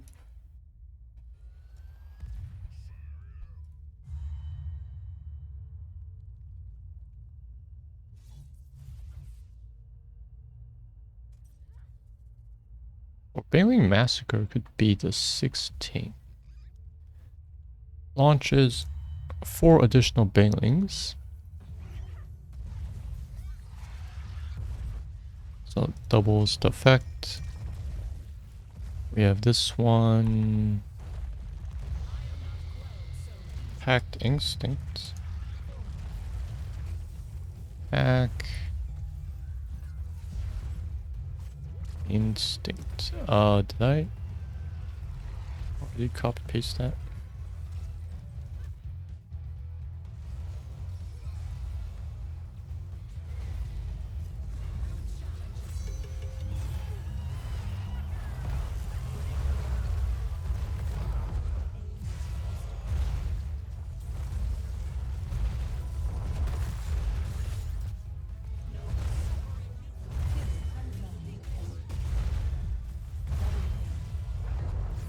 Triple kill.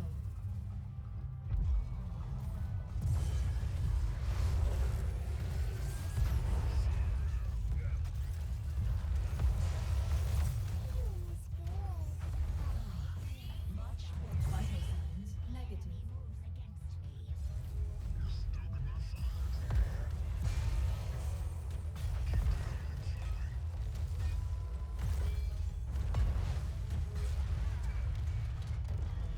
Now let's just rewrite that. Pack Instinct is at Victory. 16. MVP. And 7 we will have Bow Drop. Grooved Spines and do we need another creep talent? We use that.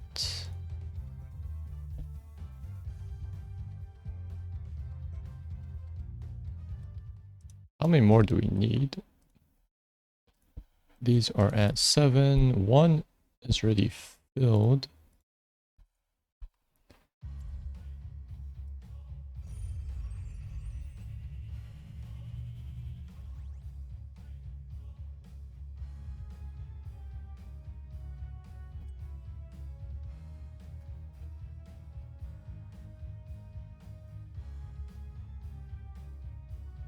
I was also gonna put this one at 7, a natural growth.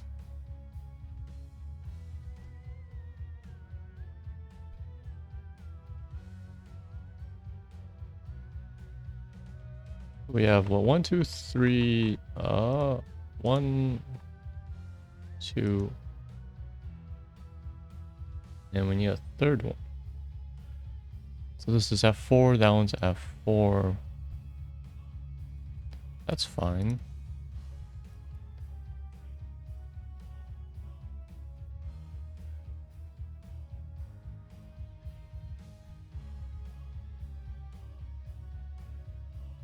And then let's have one more for... Do we want the attack thing? Every attack launches a single bang.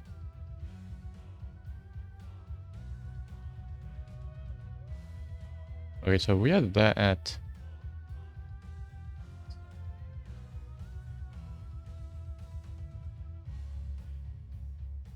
7? We'll call this... Wait, how many Bailing Towns do we have? We have 1, 2, 3,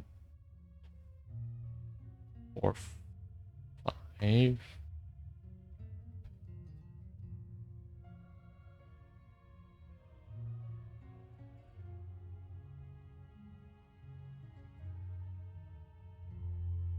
Maybe let's call this like Spew. We put this at 7.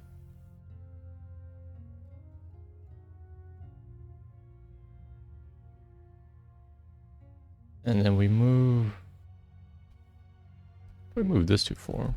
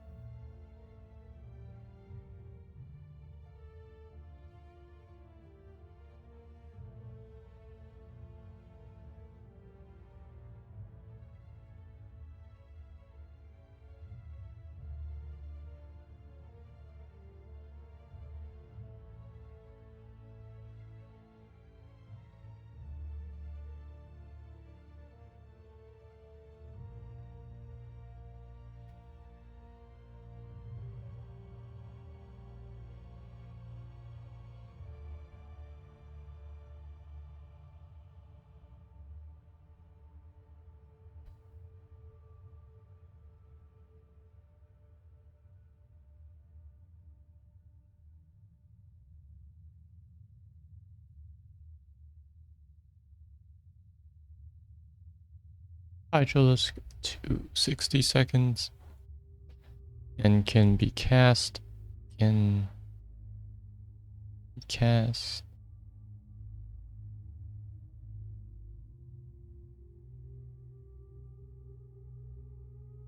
Cannot move and have stealth. Hydralisk to 60 seconds and can be cast without target. Cannot move and have stealth.